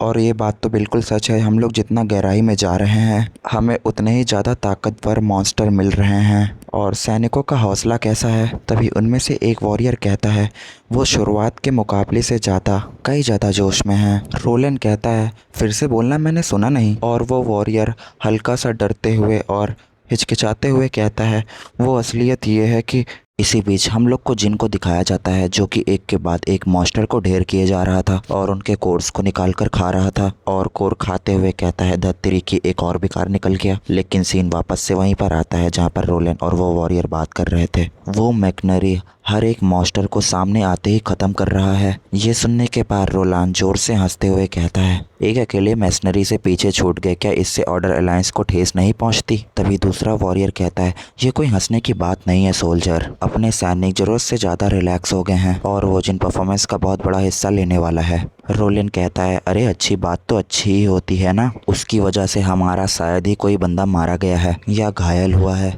द फैक्ट इज़ ये जो स्ट्रॉन्गेस्ट मॉन्स्टर हम लोग के सामने अपेयर हो रहे हैं, हम लोग की मंजिल पास में ही है। हमें तब तक आराम कर लेना चाहिए जब तक हम लोग कर सकते हैं। सीन कटता है, हम लोग को एक अलग सीन दिखाया जाता है। एक दरारों से भरी खाई और बहुत ही ज़्यादा डरावने 4 लोग। उनमें से एक मास्क वाला बंदा कहता है क्या ऑर्डर अलायंस रास्ते में है। इन लोगों को इस जगह के बारे में कैसे पता चला। और जो डार्क प्रीस्ट होती है जिसको हम लोग दोबारा देखते हैं वो उससे कहती है हमने यहाँ पर आसपास इतने सारे रिफ्ट कोर प्लांट किए हैं, मतलब लगाए हैं, कि अगर उन्हें शक ना होता तो वो ज़्यादा अजीब बात होती। हालांकि मुझे अभी भी लगता है कि हमारी सबसे छोटी यंगेस्ट सिबलिंग ने जब अपनी चाल चली थी तब उसने ये सब पहले ही सोच लिया था। हमारी चुनी हुई सबसे छोटी बहन वो इतनी ज़्यादा नाकाबिल तारीफ नहीं हो सकती। अब इसी बीच बड़ी कैप वाला आदमी थोड़ा सा हंसता है और कहता है फिक्र मत करो, जैसा कि तुम जानते हो बचाव करने वालों के पास हमेशा से हमला करने वालों के मुकाबले ज़्यादा फ़ायदा होता है।